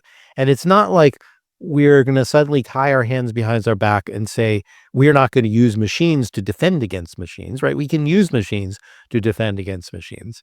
So if there's some rogue machines, there's going to be some that are not, if nothing else, like classical computers that aren't hooked up to the web. And so, we can use tools and so forth. Like they're not going to out reason the best of us. They will out reason, Joe Sixpack and most of the people on Twitter who are bad reasoners, but those are not the people I'm counting on. I'm not counting on someone from Twitter to save our bacon. So like I don't know how much room there is on the reasoning chain for like practical values that matter. Okay, hypothetically, so you bring a super intelligent AI back to 1900. You claim it's not going to outreason the best of us, but doesn't it have enough information to reason through Einstein's theory of relativity and then even start building a nuclear reaction before any human can? Well, that's beyond reason. That's scientific discovery, I would say. But can't you do that through pure theory to be like, hey, I think the universe works by relativity. I think mass, E equals mc squared. And these atoms, there's like nuclear force is a thing that's consistent with your data. Nuclear energy seems to be a thing. So hypothetically, somebody could build this. And then maybe at that point, okay, start doing experiments. But isn't that much farther along than where humanity got? Yeah, but it's when you start doing experiments and have to like organize molecules in the universe. Like if it was all software and it was all just IQ puzzles and that's what decided the fate of the universe, sure. But you have a very high bar for what you want to prove, right? What you want to prove is two things. I mean, want is a funny word here, but what you're believing is not only is it sort of remotely possible that there's some scenario by which any of this could happen, but that it will eliminate the entire species and that, it's a runaway train that is guaranteed to do all that. Yeah, I was just addressing the last thing you said. Remember, you said it can't outreason us. And I was like, how about this example where it beats Einstein to the theory of relativity and then starts making Yeah. plans to use that knowledge? I mean, look, even there, like, once Einstein saw it, he saw it and he was able to explain it to other people and lots of people got it quickly. And so like, it's not like the human species couldn't understand those concepts through reason. When Einstein explained them to others, they're like, oh shit, this makes sense, right? So, there's the scientific discovery of when somebody's going to do it. And then there's a question of whether humans can reason their way through it. Quantum computation, I'll be honest, I don't get it. Like it never fully makes sense to me, but I'm not trained in it. But a bunch of people on this planet are able to reason their way through it. And do things like, build integrated circuits that actually are sensitive to getting the computations correct, etc. So like, we're not always the quickest on the block, our species. We make a bunch of mistakes, but in the limit, we can actually do pretty amazing things.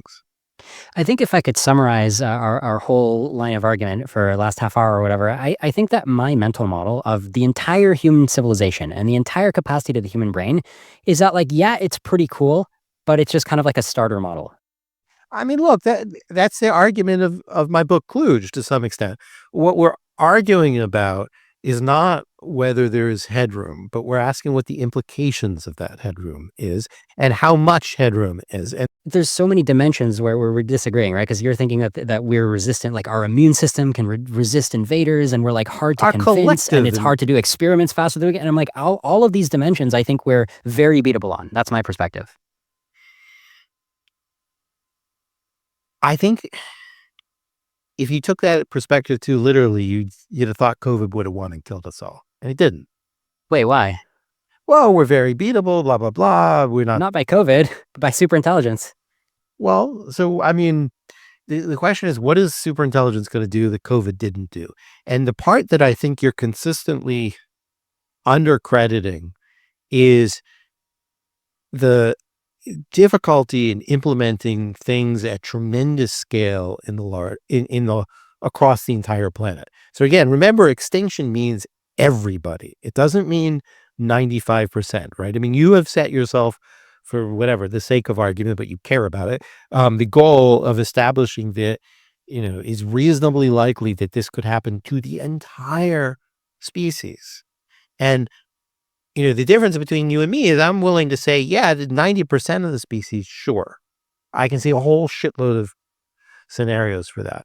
But 100% seems really hard to implement things in the real world. Like, so you're going to have to track down everybody in Antarctica, either with your bio weapon or with some other weapon or whatever. Can we really take much solace in a scenario where the AI has already picked off 90% and now it's just down to the last 10%? I mean, who do you think has the advantage in that scenario? I mean, we'll see. We'll see. I mean, it depends.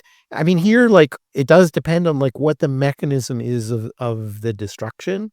It depends what the motivation is of the system, etc. I just think it's a very high bar to be able to manipulate the entire planet. Right. I mean, think about all the shitty dictators in history who have tried to control the planet and how far they have gotten and how far they have not gotten. And, the resistance that tends to come up over time. And think about, all the challenges in building robots and the challenges in getting an entire population to go along with something. Like, again, I'm not saying it's impossible, but I am saying I've never seen the scenario that seems to me to be very plausible on that score. Like, it's not zero, right? For the sake of argument, I gave you 1% and said, probably I think it's a little bit less than that. But If you ever feel like some of the stuff I'm saying is convincing, you can feel free to update it too. you haven't given me anything. Okay. Let's turn it around. What do you think is the best argument for why I should update it for 2? Like the thing you think there's a hole in my reasoning that I should be Sure. correcting or something like that. So it sounds like you're on board. Like I pointed out before, you're on board with this idea that like if super intelligent AI came tomorrow, we don't have like the governance for it. We don't have the interpretability for it. Like we're really We don't. unprepared for AI tomorrow. And it feels Yeah. like your PDoom spikes to like Jeffrey Hinton level roughly at that point. No, I mean, I guess another question is, like we talking about in the limit forever? I don't know. But, I tend to think about this like in the foreseeable future. And Yeah. I mean, to your question, I think the hole in your reasoning is just the inconsistency between you agreeing that we're like not ready for AI and you acknowledging that like maybe it's coming in like the next 10 years and maybe you just get off when you're like, well, superintelligence might not be a match for humanity. I feel like maybe that's where you get off, but I just don't see how that adds up to less than 1%. I think another difference is you think de facto, if there is a superintelligence, that basically spells P-doom. Or like, I don't know quite I don't quite understand your calculation. What is your P-doom? P-doom, P-doom, what's your P-doom? What's your P-doom? What's your P-doom? My PDoom is roughly 50%. I think if we do build superintelligent AI, condition on that, it goes to more like 70, in the foreseeable future. So let's say we get to AGI in 10 years and maybe superhuman intelligence in 20. You can live with That's that for the plausible. sake of argument, right? Sure. That's not way outside of what I expect, yeah. Do you think humans will do nothing to defend themselves in that period of time? Or that they can do nothing to defend themselves? I'm just expecting that the moment you get that FOOM scenario, the self-improving intelligence, whether it all happens in like overnight or whether it happens over like a few years and uses the economy to help bootstrap it, because why not? Like just wait for the release, wait for some hacker to build your next version. Like it's just such a fun thing. Anyway, so once the FOOM happens, I think we'll very quickly just find ourselves out of options. The same way that you suddenly find yourself on a chessboard and the person on the other side is Gary Kasparov. It's like, well, you don't really have moves you can play.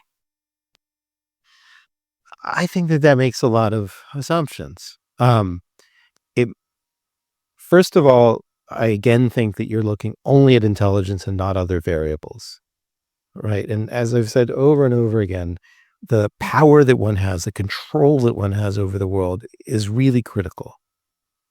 And then I think are, again, undercutting the immune system. So like, yeah, if an AI system wipes out 100,000 people in a test shot, maybe by fucking up the driverless car systems for all of Los Angeles or whatever, maybe we have 100,000 then, I think a lot of people are going to be suddenly well motivated to fight it.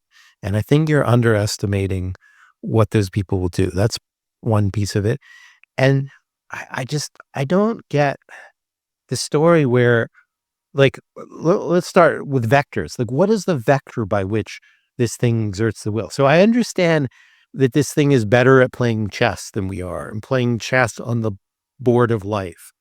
But even there, that doesn't necessarily lead to complete, utter annihilation and devastation, right? On the chessboard, you just get the other guy's king. You don't actually wipe out everything.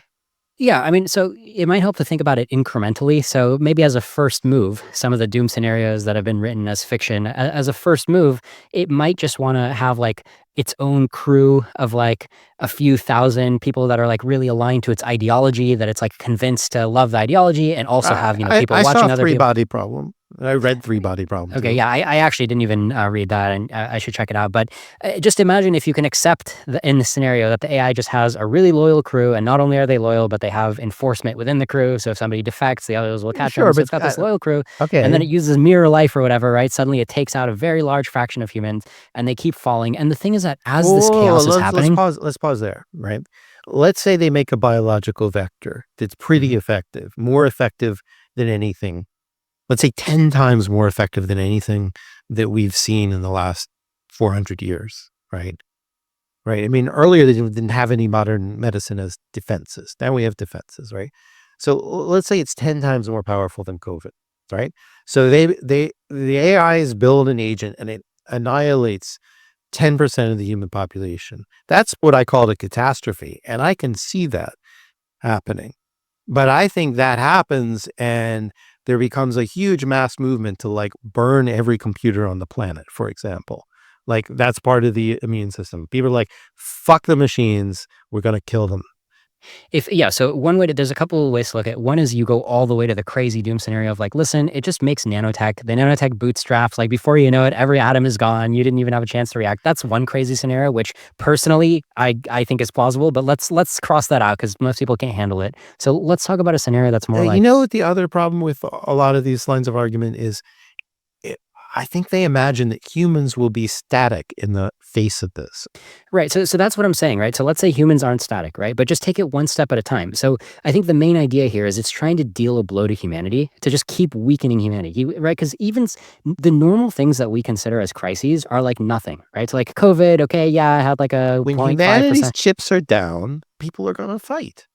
I think it's entirely plausible if we ever get to this sort of malice scenario, which I'm not sure of, but if we get to the malice scenario, I think it's entirely possible that a machine could create a vector that is worse than anyone we saw before, 10 times worse. But I think at that point, humanity will band together. So let's say, just as one example, let's say the AI manages to access a few nukes, and now there's suddenly 5 nuclear bombs in 5 major cities across the US. I'm not saying you have to think that's plausible, it's just one example. If it just gets that, I think that's a good start for the AI, and especially if it has like a crew that's protected, that's in safe areas, and then that crew springs into action, and then it does another thing. You know what I'm saying? Like it just keeps dealing these blows. I don't think humanity is going to like get more resilient. I think humanity is going to get really pissed off and put a lot of, essentially all effort. You know what happened with COVID is like most scientists in the world, if they could help, helped. Not all of us had the right skills, but those of us who had skills tried to help in some way. COVID was fundamentally an easy problem and we muddled It through was it. not an easy problem. It was a hard problem. I mean, it was pretty easy. I mean, it wasn't that fatal. Yeah, it killed 1% of the population, and that was pretty serious. And scientific community galvanized in a way I had never seen. I've been a scientist since I was 21 years old or something like that, depending on how you want to count. So I had been a scientist for over 30 years. I'd never seen anything like it. I mean, it didn't galvanize well enough to do challenge trials. That killed a bunch of people. I mean, I'm not exactly sure what Right? the It didn't claim is there. galvanize well enough to get the initial distribution of the vaccine out, right? If you've It ever read Patrick galvanized well McKenzie's. enough that almost anybody on the planet, if they wanted a vaccine, could take it. I mean, the bad thing that happened there is that people weaponized the notion of a vaccine that was extremely counterproductive. But even so, we were able to slow the fucking thing. And it was Well, it also didn't galvanize well enough that now that COVID is considered behind us, it's not like we're ready for the next one, right? So imagine that the AI attacks us and we No. galvanize well enough to do what we think is defeating it, but we're not that serious about preventing the next one, right? Think about COVID. So I don't see humanity as being that impressive at fighting back here. it is and it isn't. So in the limits, it is, and in the non-war times, it's not. So in the kind of COVID wartime, we did pretty well. We didn't do optimally by any stretch of the imagination. It's very rare to see humans be optimal. But to ward off an extinction risk, I don't know that you need to be optimal. You cut off the power supplies everywhere or everywhere that you can or whatever. I mean, you're talking again about absolute uniform outcome. And here's another kind of argument is that very few, it relates to my original argument, very few of these outcomes are uniform, right? Most of these kinds of attacks or mechanisms, they selectively undermine some populations or some individuals or whatever. You could also think about an exponential. Like, what is the probability that you annihilate 10% versus 20%? 20% is a lot harder than 10%. 30% is a lot harder. Think about the driverless cars, right? So driverless cars, it was pretty easy to get them to be like 80% accurate. And it was a lot harder to get them to be 90% accurate. And nobody has gotten them to be 99% accurate. And we all know in the industry that you really need 99 with 5 nines after the decimal place. Nobody has any fucking clue how to do that. Extinction is 100%. Those last nines are really hard. To get that last human. Right. But again, the idea is just that if you only get 98%, I think you can get yourself into a position where that last 2% is not a threat to you, the AI. That's a different question, right? It's not the extinction question. The question is, could you get an AI to be in a position where it has permanent power over a large part of the idea planet? of 98% kill rate, just not 100. I mean, I think it's, statistically, as you go up that chain, becomes less and less plausible. So I think, yes, 98% is more plausible than 100%. Okay. Well, I feel like that's something we should worry about. I think we should be worried about 10%. I mean, that's a lot of fucking people to kill 800 million people or have them sort of die needlessly. Like, I don't need to have my motivation rest on extinction. I think extinction is like this, it's not exactly science fiction thing, but whatever, it is not really what we should be worried about. We should be worried about all the scenarios, and there are many by which 10, 100, 10 million, 100 million, a billion people die needlessly or suffer unimaginably. We should also be worried about what if the entire species basically is put out of work, and what is that like? There are many things to be worried about. The one I'm holding the line on is extinction per se just does not seem likely. I mean, anything that's like 100% just doesn't seem, super likely. We're not going to get 100% of the people. We can't get 100% of the people to agree that the earth was flat or not flat, or like, 100% outcomes are rare on this planet.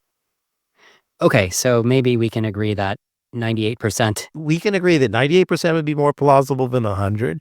And we can agree that it's not out of the question that we can have 98%. I think it's very unlikely. And we probably can agree that very serious harm, which I will hereby describe as 10% of humanity, is actually fairly likely and is enough that we should get up off our asses and try to do something about it. Wow. Okay. So it sounds like you have a pretty high P 10% of doom. Well, I call that peak catastrophe. I have a very high peak catastrophe, which has greatly elevated under the Trump administration, even elevated just in the last few days because of this prohibition on that they're trying to pass on states having any meaningful regulation. I think without meaningful regulation, the probability of, let's say, a 1% COVID level catastrophe is very high, and 10% is really not out of the question at all. Okay. Couple other topics I want to hit on in the time we have.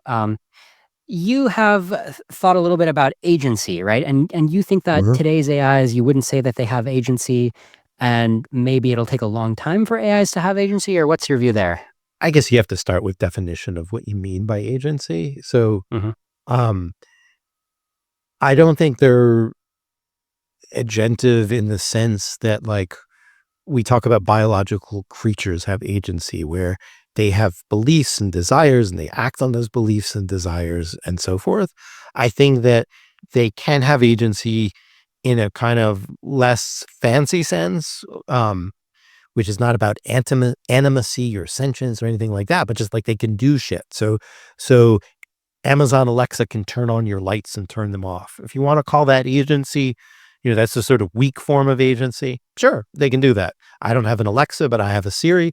It controls some of the lights, that I have, and it can play music for me. I do. That's one of my favorite forms of AI. Maybe I said that earlier, or maybe there's a different conversation. I've had too many, but like I like having Apple, choose songs for me. That's a mild form of agency. It's not the same agency that I think like someone's dog has. A dog, I think, has a lot of agency. I think it comes close to having a kind of, free will. You can obviously manipulate it and so forth, but it clearly has beliefs and desires and so forth. I don't think that any current AI has beliefs and desires in any more sense than a thermostat has a belief and a desire that, it should maintain X temperature and it is either above or below that. It's sort of trivial sense. Yeah. Do you see it as like an important threshold where like today AI doesn't have agency, but at some point it will, and then it'll be closer to artificial superintelligence? Do you see that as an important threshold or more, not really, more I almost think continuous? that has an orthogonal dimension, maybe not quite literally in the limit, but um, I think we should not want our machines to have agency. And Yoshua Bengio has been making this point in a more articulate way than I will right now, in some of his recent writing, saying that, basically, I'm going to paraphrase what he said. He says, look, we should build AIs that help us, but they shouldn't have agency. They should be domain-specific solutions to problems. So it's one thing to build a medical diagnostic tool, for example, and it tries to do the best with the available data. Maybe it looks at your genetic data and it looks at your symptoms and your diet and gives you an answer. There's no risk there. As opposed to an agent that can do whatever the hell it wants, whenever it wants. Like, that seems like a bad idea. Why would we want to build that? And I mean, some people do. I think it's a terrible idea to give too much agency to a machine. So I think it's fine if you want to set up something to, like, make your banking transactions for you under certain triggers, or your stock trend or whatever. Like that level of agency, I think, is fine. It doesn't really work very well right now. We can make it better. That'll be okay. But just leaving it up for grabs. Hey, AI, go figure out what you want to do. Make the world a better place under whatever the fuck your definition is. Like, why would we want to do that when we can't even align our AI systems right now to not hallucinate or to draw a map with some basic instruction? Like, that just seems like a crazy opening of Pandora's box that we do not need to do. I'm with Yashua on that. All right, heading toward the wrap up here, I want to talk about your predictions because I think it's very admirable that you have a record of making on the record predictions. And most people are basically too chicken to do that. So props on that. Thank you. Where do you think you've previously been right and wrong with your predictions? Well, first, let me just say people should look at my essay, 25 Predictions About AI in 2025, which is in my Substack. That has a review of my predictions, mostly from the last year, but some going back further. And it has 25 for this year. I think there are things that I failed to comment on or didn't comment on that, like, I didn't predict that we would have one way or the other, whether we would have, sort of TV quality video output from an AI system. And, we sort of do with some asterisks right now. And I didn't make a prediction about that. That was not my interest. So there are a bunch of things I just didn't comment on. I think that the things that I've commented on have by and large been correct. I can think of a couple exceptions. Some of them are economic. So I didn't think that OpenAI was going to get valued at $300 billion. That's really a prediction about human psychology. I don't think it's worth $300 billion, but at least one individual who had the money to give them $10 billion at a $300 billion valuation did. So I got that wrong. I thought that the Winograd schemas test was more resistant to kind of gaming of the system than it was, and it fell sooner than I thought. And co-authored a paper that tried to analyze that. So I was wrong about that. But I think if you look across, all the way back to, predicting hallucinations in 2001 and reasoning errors and so forth, that almost all of my predictions have in fact been correct. In that paper that I just referred to, I went through 7 specific ones that I made a bit over a year ago, which I think were all correct, which was like, we weren't going to get to GPT-5 in 2024, and we did not. I said that we were going to get in a position where there'd be like 7 to 10 models. Maybe now it's a bit more, but I was roughly correct that there would be a bunch of different comparable models. I said there would be no technical moat, and there isn't. I said there would be a price war, and there is. I mean, you can go back and look. I think those predictions were all correct. Or you can look at another essay of mine. It was called What to Expect When You're Expecting GPT-4. I said people will be blown away, but it will continue to hallucinate. It will continue to be used for misinformation. It will continue to be unreliable. All of those predictions were correct. Right. You made a correct prediction I saw in your book, Rebooting AI. You said the chance that a robot will be cooking, cleaning, and changing kids' diapers by 2025 is practically nil. And you wrote that in 2019. So that's pretty good for a 6-year prediction, because I don't think we're very close. We're not anywhere near that. Yeah. So, okay. So how about, I'll ask you now on the record, how about by 2031? That's a long way away, right? It's 7 years. Inherently, all crystal balls get cloudier further out. I think we will have experiments with home robots, but that they will still not. What did I have? Cooking, cleaning, and changing diapers? Yeah, exactly. I think by 2031, we still will not have that, though I think there'll be prototypes of it, but it would probably still not be a good idea to bring it into your home unless you monitor it super carefully. So I think robotics is going to remain hard. I think that we may have made some fundamental advances in neurosymbolic AI that move the field along within the next 7 years. I may contribute to those if I am lucky. And so I think some of the things that I described will be better, not because of scaling LLMs, but because we have basic advances. So I will predict that in 7 years, there will be some basic advances. I will predict that LLMs will not be the technology du jour. They might be a component in the technology du jour, but we will stop futzing around with scaling within the next 7 years. We will have sort of gotten what we can out of that. The returns are already diminishing. I think that 7 years from now, people will look at 2025 or 6 years from now, 6 years from now, people will look at 2025 technology and say, they kind of had the right idea about what you could do with AI, but the way they were doing it did not make a lot of sense. Okay, yeah. And so also in that book, Rebooting AI, you talked a lot about how computers can't really read yet and they can't summarize things. I feel like that one didn't age quite as well. You said machine reading is a fairly distant prospect. A program genuinely capable of such a feat is nowhere in sight. It's still, I would say we're further than I thought, but there's still really serious problems there. So I had in mind then my comprehension challenge from 2014. I still don't think we have systems that can pass it. There's a lot of hallucination right now in machine reasoning. When people do careful studies, for example, of summarization, they still make a lot of mistakes. There was a recent study of CNN news stories that were fed into recent models. I won't say the most recent. I don't remember exactly. And it was like a 60% hallucination rate. This is on reading one paragraph and just answering questions about one paragraph. This is not about reading a novel or reading an entire, book of nonfiction.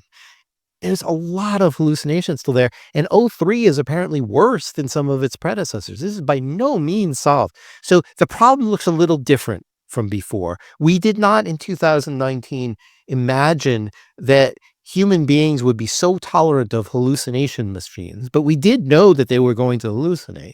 We didn't realize that that people would find hallucination machines to be popular, but in appealing. But the fact is, they do still hallucinate. So summarization, which was one of the things that we certainly talked about, I would not say is a solved problem at all. If you want half-ass summarization, yeah, sure. But if you want reliable summarization, it doesn't work that well. Look at Apple, who didn't believe us, essentially, and they put out this product that would summarize, BBC stories, and it screwed up. A friend of mine uses, I think, the Apple feature from the developers thing. I won't name his name. He just sent me a summary of one of my tweets, an automated summary. It said, Gary Marcus, Gary Marcus, Gary Marcus. That is not a very helpful summary.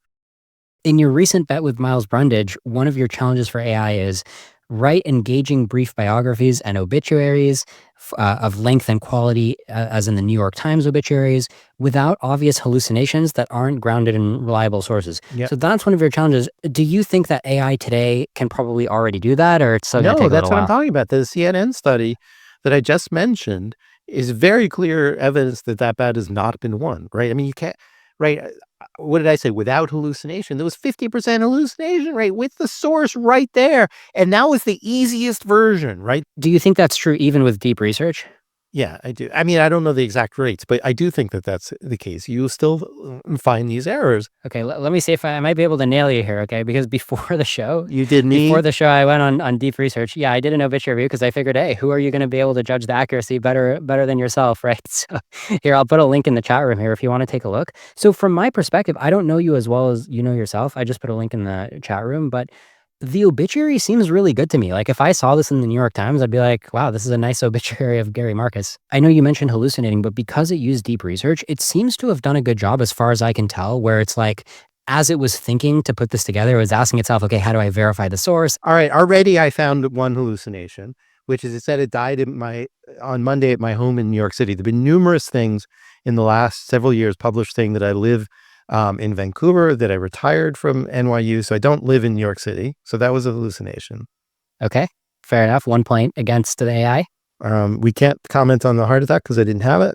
I'll tell you what's missing from what a real obituary would have that would make it better writing. And I think I said New York Times level, right? So New York Times level don't read like Wikipedia entries in the way that this does.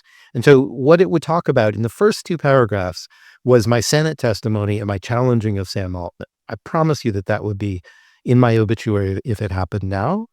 I'm one of the very few people on the planet who has challenged Sam Altman publicly, and he's, one of the most prominent people on the planet. That would be there. The fact that my Senate testimony is not there at all, I don't think that would be true. Let's see what else we could find. It didn't mention my book, The Birth of the Mind, but that's okay. It doesn't have to mention all of them. It does get to the Senate testimony later on. To its credit, it does not get to the important part. I love that it had Kim Stanley Robinson. Is this an emotional experience for you, seeing what it would be like if you died and somebody wrote an obituary? I'm okay with it. Another hallucination. I never debated Jeff Hinton. I've offered him at least a dozen times. Many people have. He's always refused. I did debate with Yoshua Bengio, but it doesn't mention that.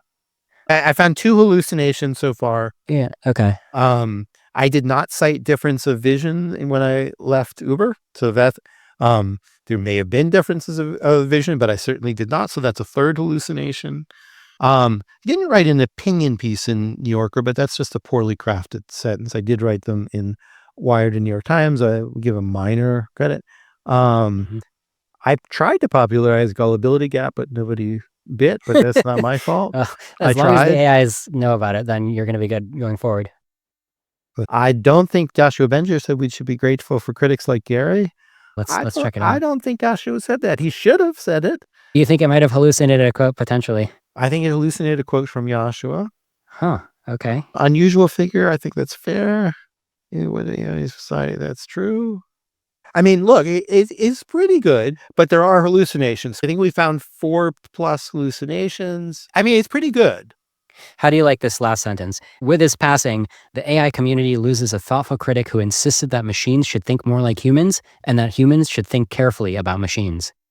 I think that that's fair. I mean, I usually make the point in a different way. And I say that machines don't need to think exactly like humans, but that we should learn lessons from humans. It's subtly different, but I think it's important. So my version is like, we can build airplanes, they don't need to fly like birds, but what can we learn from birds? And it doesn't capture that, so it's sort of bastardized it. But you could imagine Obituary bastardizing I mean, the idea. realistically, right? I mean, an actual New York Times writer, I feel like this is considered like good work, right? The fake quote and the No, I'm not saying the getting whole thing, right? wrong where I I'm just saying the live. last sentence. I feel like it ends on It's a high not note of like, it's not New York Times material. And okay, it doesn't they're very good at anecdotes, and there's no good anecdote here. And you could easily use the Senate thing where I redirected Sam, for example. It's a very publicly known anecdote that they easily could have gotten and they didn't. And so a real writer would put in anecdotes, bring people to life. So Jacques Derrida's thing, if I remember correctly, in his obituary, there's this thing about somebody asks him, "You have a lot of books in your office. Did you read them all?" And he says, "No, but I read one very carefully," which captures his like whole thing of deconstructing things. He was known for deconstructionism. And so they're very good at finding these anecdotes that really capture someone. Me challenging Altman would capture me. That in my actual obituary, that will be in the first 3 paragraphs, I'm willing to bet.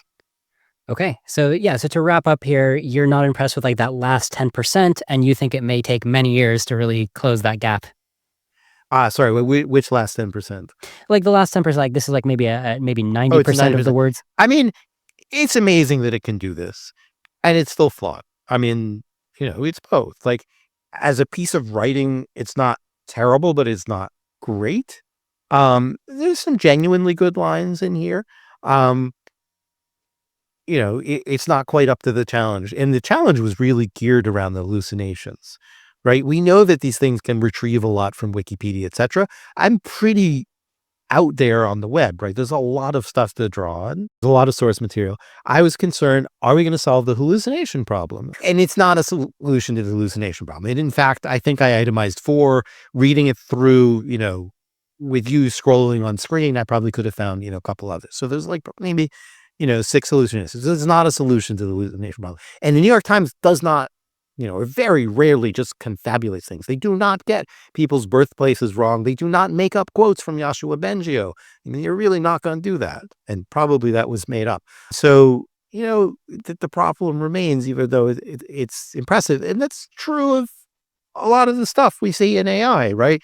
It's impressive, but there's still something in the foundation that it doesn't respect truth enough. Yeah. So to recap, when we do these Dune debates, it's never happened that one of the parties in the debate is like, "Oh my God, I'm totally convinced. I've completely changed my mind." That doesn't really happen, but I do think that it's productive to identify where we have disagreed. I think this conversation has done a good job of that.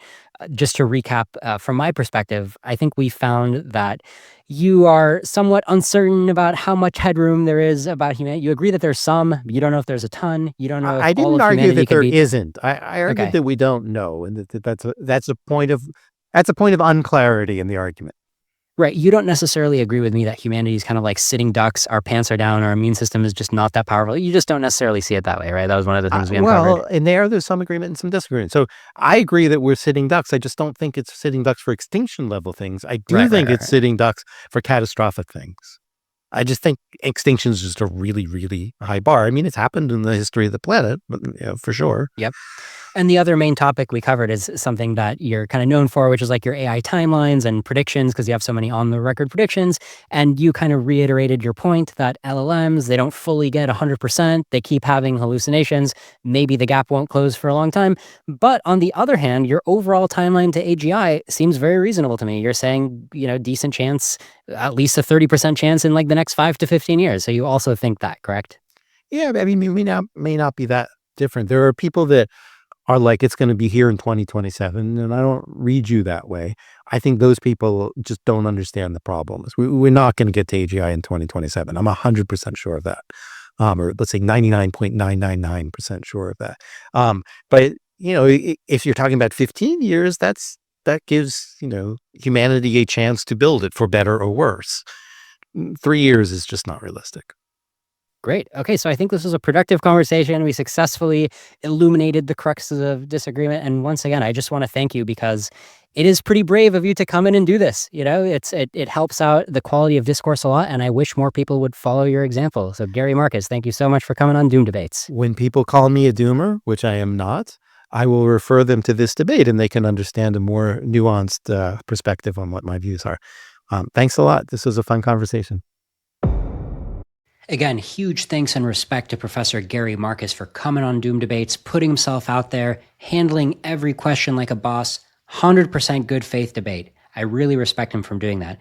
And Doom Debates' mission is to raise the level of discourse and actually engage one another's ideas, engage with the claims of everybody who has a stake in this whole AI debate.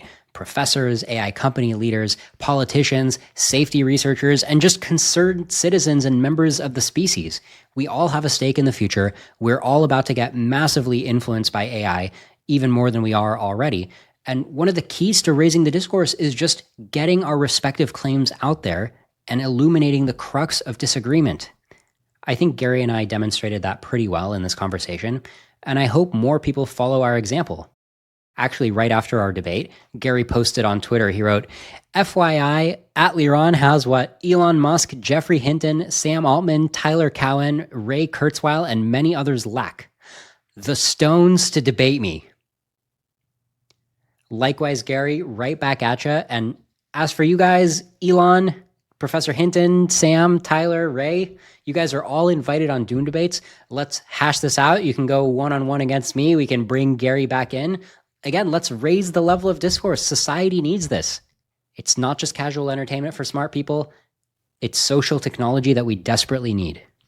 If you want to give your support to this mission, all I ask is that you go to doomdebates.com. That's the show Substack.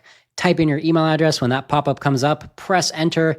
I consider my Substack subscribers my true fans.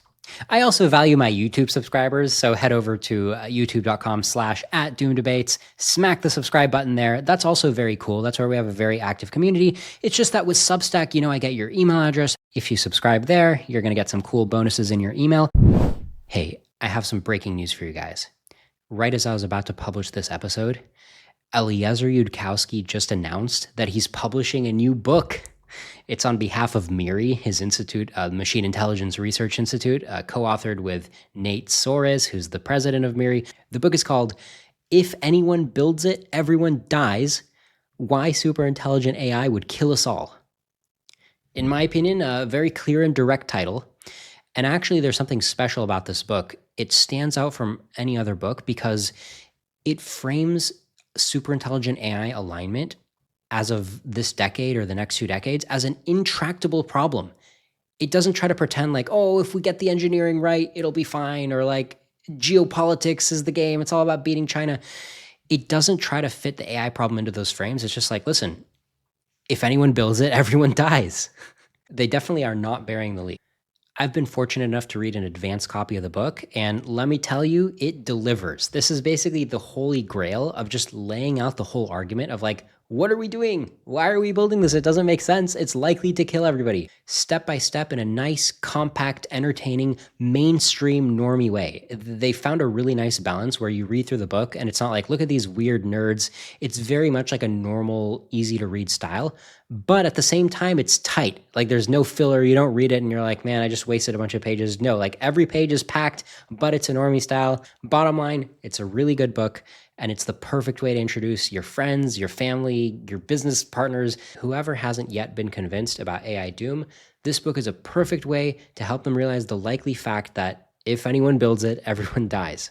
So they just opened up pre-orders. The actual launch date is going to be in September. They're doing a big publicity push. They're going to get it in bookstores. They're hoping to hit the New York Times bestseller list. I saw a manifold prediction market where Eliezer himself placed a bet that he thinks it's 76% likely that they're going to hit the New York Times bestseller list. So let's hope. Let's try to make it even more likely than that. And you can really help by placing your pre-order right now or in the next couple days, because if we can get 10,000 pre-orders, that's actually a big signal that it deserves to be on the New York Times bestseller list. And it's a signal to bookstores and everybody in the whole pipeline. There's like a snowball effect where you see, oh, it's got early traction, so let's invest more into making sure that it's positioned to get even more traction later, right? Like let's position it in the front of the bookstore. Let's invest more in the book tour. Whatever they want to do, it's good to get that signal about early pre-orders. Now, I don't ask you guys for much. I'm asking you to go to the website. It's called ifanyonebuildsit.com, or you can find the book on Amazon. Pre-order it, ideally today. Get those numbers up, help out the mission. This is really something concrete that you can do. And then get the book. I guess you'll get it in September, and share it with somebody in your life. Maybe get 2 copies. Don't go crazy and get like 20 copies, because then it might look kind of fake, like you're juicing the numbers, and then that's a whole can of worms. Okay, so don't go crazy, but please buy 1 or 2 copies of this book. This is really your chance to help the mission. I appreciate it. Miri appreciates it, and there's just not going to be necessarily a chance to do other actions besides this, right? This is kind of like Miri's last push to really get this message out there, because frankly, the message is getting buried. It's not currently part of the Overton window. It's barely, only a little bit, right? I'm trying to push it more open, but it's just unfortunately not really part of the Overton window yet, that, hey, if anybody builds this, everybody dies. That's not really where the conversation is. And we need to put the conversation there. I'm going to be helping how I can over the following weeks and months. I've invited Eliezer Yudkowsky as part of his book tour to come and do Doom debates. I don't have final confirmation on that, but stay tuned. We'll hopefully get other Miri team members coming on the show as well, because this is a marathon. Pre-orders are great. The initial book launch is great, but this is a months-long or years-long marathon to keep snowballing awareness of this issue. And I've offered to use the vehicle of Doom debates to be as helpful as possible. Thank you for your support. Before you go, I want to show you another really cool clip from my favorite animated AI Doom explainer. It's the Lethal Intelligence Guide created by my friend Michael. Today's clip gives you an intuition about why the AI alignment problem is hard. It draws a contrast between the AI's recursive self-improvement to build up its capabilities to be way superhuman level, and the thing we're asking it to do at the same time, which is like, hey, as you improve your capabilities, just remember to be biased in the way that humans are biased. Remember to go out of your way to maintain the fragile human values, do things in the way that we like. Don't go too crazy. Don't accidentally, irreversibly destroy our ecosystem because you're trying to gain more energy. Be very, very careful. But also, increasing your own capabilities is good, and you're naturally going to want to do that. So balancing these two things, kind of the convergent capabilities increase trajectory, but also like the good human alignment bias, intuitively, it is going to be a very tough balance. The odds of achieving it don't seem pretty high from my perspective. Let's look at how Michael has animated it here in the Lethal Intelligence Guide. Fundamentally, we're dealing with 2 completely opposing forces fighting against each other. On one side, the intelligence of the AI is becoming more powerful and more capable. We don't expect this to end soon, and we wouldn't want that. This is good after all. The more clever, the better. On the other hand, we want to introduce bias to the model. We want it to be aligned with human common sense. This means that we don't want it to look for the best, most optimized solutions that carry the highest probability of success for its mission, as such solutions are too extreme and fatal. They destroy everything we value on their path and kill everyone as a side effect.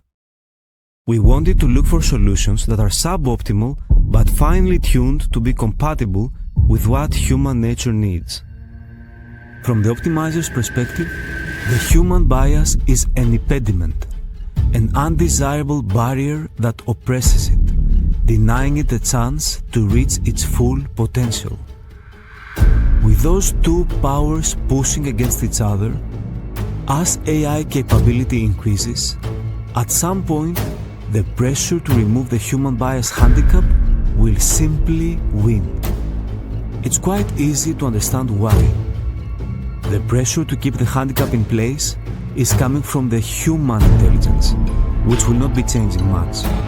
While on the other side, the will to optimize more, the force that wants to remove the handicap is coming from an artificial intelligence that keeps growing and growing exponentially, destined to far surpass humans very soon.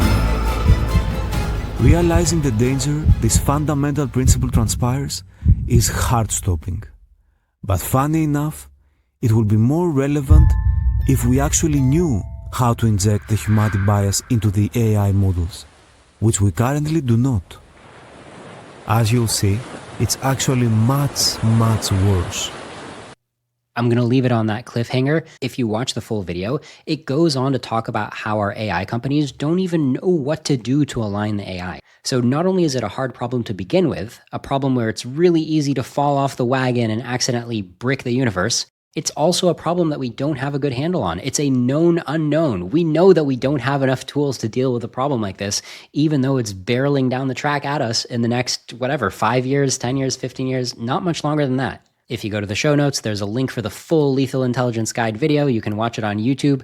Highly recommended. It is absolutely worth your time. Thanks for watching. I hope to see you all back here next time on Doom Debates.